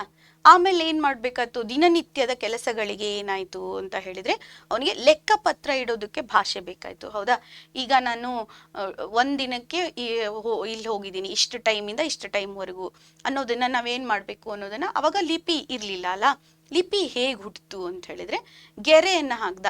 ಇವತ್ ನಾನು ಹೋದೆ, ನಾಳೆ ಹೋದೆ, ನಾಡಿದ್ದು ಹೋದೆ ಅಂತ ಅನ್ನೋದು ಗೆರೆಯನ್ನ ಎಣಿಸಿ ಅವನು ಸಂಬಳವನ್ನ ತಗೊಳ್ಳೋದಕ್ಕೆ, ಹಾಲಿನ ಲೆಕ್ಕ, ಈ ತರ ಯಾವ್ದಾದ್ರು ಲೆಕ್ಕ ಪತ್ರಗಳನ್ನ ಮಾಡೋದಕ್ಕೆ ಗೆರೆಯನ್ನ ಬಳಸಿ ಮಾಡ್ದ. ನೀವು ನೋಡಿರ್ಬೇಕು ಈಜಿಪ್ಟ್ ಅವ್ರದ್ದು, ನೀವು ನೋಡಿದಿರಲ್ಲ ಅವ್ರು ವಿ ಎಕ್ಸ್ ಗೆರೆ ಎಲ್ಲ ಹಾಕ್ತಾರಲ್ವಾ. ಓಕೆ, ಹೀಗೆ ಬಂದಂತ ವ್ಯವಹಾರಿಕ ಏನಾಯ್ತು ಲಿಪಿ, ಅದು ಅಕ್ಷರ ರೂಪವನ್ನ ತಾಳ್ಕೊಂತು ಅಂತ ಹೇಳ್ತೀವಿ. ಅವಾಗ ಅದೇನಾಯ್ತು, ಅಕ್ಷರದಲ್ಲಿ ಬಂತು. ಅವಾಗ ಅಕ್ಷರದಿಂದ ಏನಾಯ್ತು, ಫಸ್ಟ್ ಏನ್ ಮಾಡ್ದ ಅಂತ ಹೇಳಿದ್ರೆ ಲೆಕ್ಕಪತ್ರ ಬರೆಯೋದಕ್ಕೆ ಅಂಕಿ ಸಂಖ್ಯೆಗಳನ್ನ, ಅಕ್ಷರಗಳನ್ನ ತಗೊಂಡ. ಆಮೇಲೆ ಏನ್ ಮಾಡ್ದ ಅಂತ ಹೇಳಿದ್ರೆ ಜ್ಞಾನಾರ್ಜನೆಗಾಗಿ ಪುಸ್ತಕಗಳನ್ನ ಬರ್ಕೊಂಡು ಹೋದ. ಆಮೇಲೆ ಸಾಹಿತ್ಯವನ್ನ ಬರ್ದ ಅಂತ ಹೇಳ್ಬೋದು. ಹಾಗಿದ್ರೆ ಮಕ್ಕಳೇ, ವ್ಯವಹಾರಕ್ಕಾಗಿ ಬಂದಂತ ಭಾಷೆ ಫಸ್ಟು ಗೆರೆ ಎಳೆದು ಚಿತ್ರಗಳ ಮುಖಾಂತರ ನಾವು ಭಾಷೆಯನ್ನ ಬಳಸ್ಕೊಂಡ್ವಿ, ಲಿಪಿಯನ್ನ ಬಳಸ್ಕೊಂಡ್ವಿ. ಆಮೇಲೆ ಏನ್ ಮಾಡಿದ್ವಿ, ಲೆಕ್ಕಕ್ಕಾಗಿ ಬಂದಂತ ಲಿಪಿ, ಆಮೇಲೆ ಹಂಗೆ ನಮ್ಗೇನಾಯ್ತು ಅಂತ ಹೇಳಿದ್ರೆ ಜ್ಞಾನಾರ್ಜನೆಗೆ, ಸಾಹಿತ್ಯಕ್ಕೆ, ಇದಕ್ಕೆಲ್ಲ ಬಳಸ್ಕೊಂಡ್ವಿ ಅಂತ ಹೇಳ್ಬೋದು. ಬನ್ನಿ ಮಕ್ಕಳೇ, ಇದಿಷ್ಟು ನಿಮ್ಗೆ ಅರ್ಥ ಆಗಿದ್ರೆ ಮುಂದಿನ ಭಾಗಕ್ಕೆ ಹೋಗೋಣ. ಇಲ್ಲಿ ಕನ್ನಡ ಭಾಷೆಯ ಬಗ್ಗೆ ಹೇಳಕ್ ಇಷ್ಟಪಡ್ತೀನಿ. ಕನ್ನಡ ಭಾಷೆಯ ಇತಿಹಾಸ ಎಂತ ರಿಚ್ ಆಗಿದೆ ಅಲ್ವಾ, ಹೌದಲ್ವಾ? ಹಾ, ಏನಪ್ಪಾ ಅಂತ ಹೇಳಿದ್ರೆ ನಿಮ್ಗೆ ಗೊತ್ತಿರ್ಬೇಕು, ಕನ್ನಡ ಭಾಷೆಯಲ್ಲಿ ನಾವು ಆದಿಕವಿ ಪಂಪ, ರನ್ನ ಅವ್ರ ಬಗ್ಗೆ ಎಲ್ಲ ಹೇಳ್ತೀವಲ್ವಾ. ಅವ್ರು ಏನ್ ಮಾಡಿದ್ರು ಅಂದ್ರೆ ವೈದಿಕ ಒಂದು ಸಮುದಾಯದಲ್ಲಿ ಹುಟ್ಟಿದ್ರು, ವೈದಿಕ ಧರ್ಮದಲ್ಲಿ ಹುಟ್ಟಿದ್ರು. ಆದ್ರೆ ಅವರು ಯಾರ ಆಶ್ರಯವನ್ನ ಪಡೆದ್ರು, ಜೈನ ಕವಿಗಳ ಆಶ್ರಯವನ್ನ ಪಡೆದ್ರು. ಹೀಗಾಗಿ ಅವ್ರು ಏನ್ ಮಾಡಿದ್ರು ಅಂತ ಹೇಳಿದ್ರೆ ಅವರ ಸಾಹಿತ್ಯವನ್ನ ಮೊದಲು ವೈದಿಕ ಧರ್ಮದಲ್ಲಿ, ಅಂದ್ರೆ ವೈದಿಕ ಧರ್ಮಕ್ಕೆ ಸಂಬಂಧಿಸಿದಂತ ಗದಾಯುದ್ಧ ಆಗ್ಲಿ, ಪಂಪಂದು ಭಾರತ ಆಗ್ಲಿ, ಈ ತರ ಬಡ್ಕೊಂಡು ಹೋದ್ರು. ಆಮೇಲೆ ಏನ್ ಮಾಡಿದ್ರು ಅಂತ ಹೇಳಿದ್ರೆ ಅವರು ತಮ್ಮ ಆಶ್ರಯ ದಾತರನ್ನ, ಅವರ ಒಂದು ಯಾವ ಜೈನ ಧರ್ಮ ಇತ್ತಲ್ವಾ, ಅದಕ್ಕೆ ರನ್ನ ಏನ್ ಮಾಡ್ದ ಅಂತ ಹೇಳಿದ್ರೆ ಅಜಿತನಾಥ ತೀರ್ಥಂಕರ ಪುರಾಣ ಅಂತ ಹೇಳಿ ಒಂದು ಕೃತಿಯನ್ನ ಬರೆದ. ಅದು 1008 ಅಂದ್ರೆ 1008 ಅಂತ ಹೇಳ್ತೀವಲ್ಲ, ಅಷ್ಟು ಪ್ರತಿಗಳನ್ನ ಕೈಯಲ್ಲೇ ಬರ್ಸಿ, ಯಾರು ದಾನ ಚಿಂತಾಮಣಿ ಅತ್ತಿಮಬ್ಬೆ ಅನ್ನೋರು ಏನ್ ಮಾಡಿದ್ರು ಅಂತ ಹೇಳಿದ್ರೆ ಅದನ್ನ ಪ್ರತಿಗಳನ್ನ ಬರ್ಸಿ ಅದನ್ನ ದಾನವನ್ನ ಕೊಟ್ರು ಅಂತ ಹೇಳಿ ನಾವು ನೋಡ್ತೀವಿ ರನ್ನನ ವಿಷಯ ಬಂದಾಗ. ನೋಡಿ, ಹೀಗಾಗಿ ನಮ್ಮ ಕನ್ನಡ ಸಾಹಿತ್ಯಕ್ಕೆ ಬಂದಾಗ ವೈದಿಕ ಮತ ಮತ್ತು ಜೈನ ಧರ್ಮ ಎರಡು ಏನಾಗಿದೆ ಅಂತ ಹೇಳಿದ್ರೆ ಒಂದಕ್ಕೊಂದು ಮಿಳಿತವಾಗಿದೆ, ಒಂದಕ್ಕೊಂದು ಸೇರಿದೆ. ಯಾಕಂದ್ರೆ ವೈದಿಕ ಧರ್ಮದಲ್ಲಿದ್ರೂ ಕೂಡ ಜೈನ ಧರ್ಮದ ಗ್ರಂಥಗಳನ್ನ ಬರೆದ್ರು. ಮತ್ತೆ ನಯಸೇನ ಇವ್ರ ಬಗ್ಗೆ ಎಲ್ಲ ಹೇಳ್ಬೇಕು ಅಂದ್ರೆ ಅವರೆಲ್ಲ ಜೈನ ಧರ್ಮದ ಗ್ರಂಥಗಳನ್ನ ಬರೆದ್ರು. ಹೀಗಾಗಿ ಕನ್ನಡ ಸಾಹಿತ್ಯವನ್ನ ವಿವರಿಸ್ಬೇಕಾದ್ರೆ ನಾವು ವೈದಿಕ ಮತ್ತು ಜೈನ ಧರ್ಮಗಳನ್ನ ವಿಂಗಡಿಸಕ್ಕಾಗಲ್ಲ. ಜೈನ ಧರ್ಮ ಏನ್ ಗೊತ್ತಾ, ಸಿಸ್ಟರ್ ಇದ್ದಂಗೆ, ಸನಾತನ ಸಂಸ್ಕೃತಿಯ ಸಿಸ್ಟರ್, ಚಿಕ್ಕ ತಂಗಿ ಅಂತ ಹೇಳ್ತೀರಲ್ಲ, ಹಂಗೆ. ಅಂದ್ರೆ ನಮ್ಮ ಧರ್ಮದಿಂದನೇ ಇನ್ನೊಂದು ಆದಂತದ, ನಮ್ಮ ಒಂದು ಇದರಿಂದಾನೇ ಆದ ಸನಾತನ ಧರ್ಮದೇ ಒಂದು ಭಾಗ ಅಂತ ಹೇಳ್ತೀವಿ ಅದನ್ನ. ಅದು ಮುಂದಿನ ಭಾಗದಲ್ಲಿ ಮತ್ತೆ ಹೇಳ್ತಾ ಬರ್ತೀನಿ ಯಾವಾಗ ಬರುತ್ತೆ ಅಂತ. ಈಗ ವೈದಿಕ ಧರ್ಮ ಮತ್ತು ಜೈನ ಧರ್ಮ ಎರಡು ಧರ್ಮದ ಕವಿಗಳು, ಅಂದ್ರೆ ವೈದಿಕ ಧರ್ಮದ ಕವಿಗಳು ಏನ್ ಮಾಡಿದ್ರು ಅಂದ್ರೆ ಜೈನ ಧರ್ಮದ ರಾಜರ ಆಶ್ರಯವನ್ನ ಪಡೆದಿದ್ರಿಂದ ಅವ್ರು ಏನ್ ಮಾಡಿದ್ರು, ಒಂದು ವೈದಿಕ ಧರ್ಮದ ಕೃತಿಯನ್ನ ಮತ್ತು ಇನ್ನೊಂದು ಜೈನ ಧರ್ಮದ ಕೃತಿಯನ್ನ ಬರೆದ್ರು. ರನ್ನನ ಬಗ್ಗೆ ಹೇಳಿದ್ನಲ್ಲ, ರನ್ನ ಏನ್ ಮಾಡಿದ್ರು, ಗದಾಯುದ್ಧ ಬರೆದ್ರು. ಗದಾಯುದ್ಧ ವೈದಿಕ ಧರ್ಮಕ್ಕೆ ಸಂಬಂಧಪಟ್ಟಂತದ್ದು. ಹಾಗೆ ಅಜಿತನಾಥ ತೀರ್ಥಂಕರ ಪುರಾಣ ಅಂತ ಹೇಳಿ ಜೈನ ಒಂದು ಮುನಿಗಳ ಒಂದು ಪುರಾಣವನ್ನ ಬರೆದ್ರು, ಅದು ಜೈನ ಧರ್ಮಕ್ಕೆ ಸಂಬಂಧಿಸಿದ್ದು. ಹಾಗಾಗಿ ವೈದಿಕ ಮತ್ತು ಜೈನ ಏನಾಗಿತ್ತು, ಎರಡೂ ನಮ್ಮ ಸಂಸ್ಕೃತಿಯಲ್ಲಿ ಮಿಳಿತವಾಗಿತ್ತು ಅಂತ ಹೇಳ್ಬೋದು. ಹಾಗೆ ಸಂಸ್ಕೃತದ ಪೋಷಣೆ ನಿಮ್ಗೆ ಗೊತ್ತಿರ್ಬೇಕು, ಮುಂಚಿನ ಕಾಲದಲ್ಲಿ ಮೊದಲು ಸಂಸ್ಕೃತನೇ ಇತ್ತು. ಸಂಸ್ಕೃತನೇ ಒಂದೇ ಭಾಷೆ ಇರೋದು. ಸಂಸ್ಕೃತದಿಂದ ಹುಟ್ಟಿದಂತ ಭಾಷೆಗಳು ಅನೇಕ ಭಾಷೆಗಳು. ಮೇನ್ ಸಂಸ್ಕೃತ ಅಂದ್ರೆ ನಮ್ಮ ಮದರ್ ಅಂತ ಹೇಳ್ತೀವಿ ನಾವು, ಮಾತೃಭಾಷೆ ಅಂತ ಮಾತೃ ಅಂತಂದ್ರೆ ಮತ್ತೆ ಹಿಂಗ್ ಮದರ್ ಟಂಗ್ ಹಂಗ್ ತಗೋಬೇಡಿ, ಮೇನ್ ಅಲ್ಲಿಂದಾನೇ ನಾವು ಬಂದಿರೋದಲ್ವಾ. ಹಾಗಾಗಿ ಸಂಸ್ಕೃತ ಭಾಷೆಯ ಪೋಷಣೆ, ಅದರಿಂದ ತುಂಬಾ ಪ್ರಭಾವವನ್ನ ಬೀರಿದೆ ನಮ್ಮ ಕನ್ನಡದಲ್ಲಿ ಅಂತ ಹೇಳ್ಬೋದು, ಸಂಸ್ಕೃತ ಭಾಷೆ. ಹಾಗಿದ್ರೆ ಹೇಗಪ್ಪ ಅಂತ ಹೇಳಿ ನೀವು ಕ್ವಶನ್ ಬಂದ್ರೆ, ನೀವು ನೋಡಿದೀರಾ ಎಷ್ಟೋ ಕವಿಗಳೇನ್ ಮಾಡ್ತಿದ್ರು ಅಂತ ಹೇಳಿದ್ರೆ ಸಂಸ್ಕೃತವನ್ನೇ ಹೆಚ್ಚಾಗಿ ಬಳಸಿ ಅಲ್ಪ ಸ್ವಲ್ಪ ಕನ್ನಡದ ಪದಗಳನ್ನು ಹಾಕಿ ಅದನ್ನ ಕನ್ನಡ ಅಂತ ಹೇಳಕ್ಕೆ ಹೊರಟಿದ್ರು. ಅಂಥ ಒಂದು ಸಂದರ್ಭದಲ್ಲಿ ನಯಸೇನ ಅನ್ನೋರ ಬಗ್ಗೆ ಹೇಳಿದ್ನಲ್ಲ, ಅವ್ರು ಹೇಳಿದ್ರು ಸಕ್ಕದು ಅಂದ್ರೆ ಸಲ್ಲದು, ಸಂಸ್ಕೃತಂ ಅಂತ ಕನ್ನಡವನ್ನ ಸೇರಿಸ್ಬೇಡಿ, ಎರಡನ್ನು ಬೆರೆಸ್ಬೇಡಿ ಅಂತ ಹೇಳಿದ್ರು. ಯಾಕಪ್ಪ ಬೆರೆಸ್ಬೇಡಿ ಅಂತ ಹೇಳಿದ್ರು ಅಂತ ಹೇಳಿದ್ರೆ, ಪೂರ್ತಿಯಾಗಿ ಕನ್ನಡ ಪದಗಳನ್ನೇ ಬಳಸಿ ಕಾವ್ಯವನ್ನ ರಚಿಸಿ ಅಂತ ಹೇಳಿ ಅವರು ಎಲ್ಲರ ಹತ್ರ ಹೇಳಿದ್ರು. ಯಾಕೆ ಇವೆರಡು ಬೆರೆಸಿದ್ರೆ ಏನಾಗುತ್ತೆ ಅಂತಂದ್ರೆ, ತುಪ್ಪ ಮತ್ತು ಎಣ್ಣೆಯನ್ನ ಬೆರೆಸಿದಂಗೆ, ಘೃತ ಮತ್ತು ತೈಲಮಂ ಅಂತ ಹೇಳಿದ್ರು. ಘೃತ ಅಂತ ಹೇಳಿದ್ರೆ ತುಪ್ಪ, ಘೃತ ಅಂತ ಹೇಳ್ತೀವಿ. ತೈಲ ಅಂದ್ರೆ ಎಣ್ಣೆ ಮತ್ತು ತುಪ್ಪವನ್ನ ಬೆರೆಸಿದ್ರೆ ಹೆಂಗಾಗುತ್ತೆ? ಈಗ ಎಣ್ಣೆ ಕೆಟ್ಟದು, ತುಪ್ಪ ಒಳ್ಳೇದು ಅಂತ ಹೇಳಕ್ಕಾಗಲ್ಲ, ಎರಡೂ ಅದರದೇ ಆದ ಸ್ಥಾನಗಳಿದೆ ಅಲ್ವಾ? ಹಾಗಾಗಿ ಎರಡನ್ನೂ ಅದರದ್ದೇ ಸ್ಥಾನದಲ್ಲಿ ಬಳಸಬೇಕು, ಎರಡನ್ನು ಮಿಶ್ರಣ ಮಾಡಬಾರ್ದು. ಹಾಗೇನೆ ಕನ್ನಡ ಮತ್ತು ಸಂಸ್ಕೃತವನ್ನ ಮಿಶ್ರಣ ಮಾಡಬಾರ್ದು ಅಂತ ಹೇಳಿ ನಯಸೇನ ಅವರು ಹೇಳಿದ್ರು. ಹಾಗೇನೆ ಏನ್ ಮಾಡಿದ್ರು ಅಂತ ಹೇಳಿದ್ರೆ, ಅವರು ಸಂಸ್ಕೃತದ ಪ್ರೇರಣೆಯನ್ನ ಪಡೀರಿ, ಆದ್ರೆ ಸಂಸ್ಕೃತವನ್ನೇ ಬಳಸಿ, ಆದ್ರೆ ಕನ್ನಡ ಪದಗಳನ್ನು ಸ್ವಲ್ಪ ಹಾಕಿ ಕನ್ನಡ ಕಾವ್ಯಗಳನ್ನ, ಕನ್ನಡ ಸಾಹಿತ್ಯವನ್ನ ರಚನೆ ಮಾಡೋದನ್ನ ಅವರು ಬೇಡ ಅಂತ ಹೇಳಿದ್ರು ಅಂತ ಹೇಳಬಹುದು ಮಕ್ಕಳೇ. ಬನ್ನಿ, ಹಾಗಿದ್ರೆ ಕನ್ನಡ ಭಾಷೆಯ ಇತಿಹಾಸವನ್ನ ನೋಡ್ಬೇಕಾದ್ರೆ ಯಾವಾಗ್ಲೂ ವೈದಿಕ ಮತ್ತು ಜೈನ ಧರ್ಮವನ್ನ ನೋಡ್ತೀವಿ. ಯಾಕಂದ್ರೆ ನಿಮಗೆ ಗೊತ್ತಿದೆ, ಪಂಪ, ರನ್ನ, ಜನ್ನ ಇವರೆಲ್ಲ ಏನು ವೈದಿಕ ಕವಿಗಳು, ಜೈನ ಧರ್ಮದ ರಾಜರ ಆಶ್ರಯವನ್ನ ಪಡೆದಿದ್ರು ಅಂತ ಹೇಳಿದೆ. ಇವರ ಕೃತಿಗಳ ರಚನೆ ಬಗ್ಗೆ ಕೂಡ ಹೇಳಿದೆ ನಿಮ್ಗೆ ಅಲ್ವಾ? ಹಾಗಿದ್ರೆ ಸಂಸ್ಕೃತದ ಪೋಷಣೆ ಎಷ್ಟಿತ್ತು ನಮ್ಮ ಕನ್ನಡಕ್ಕೆ ಅಂತ ಹೇಳಿನೂ ಕೂಡ ಹೇಳಿದೆ ನಿಮ್ಗೆ. ಹಾಗಿದ್ರೆ ಬನ್ನಿ ಮುಂದಿನ ಭಾಗದಲ್ಲಿ ನೋಡೋಣ ಮಕ್ಕಳೇ. ಇಲ್ಲಿ ಭಾಷೆ ಯಾವುದಕ್ಕೆ ಸಾಧನ? ಏನ್ ಮಾಡೋದಕ್ಕೆ? ಸಂವಹನೆ ಅಂತ ಹೇಳ್ತೀವಲ್ವಾ?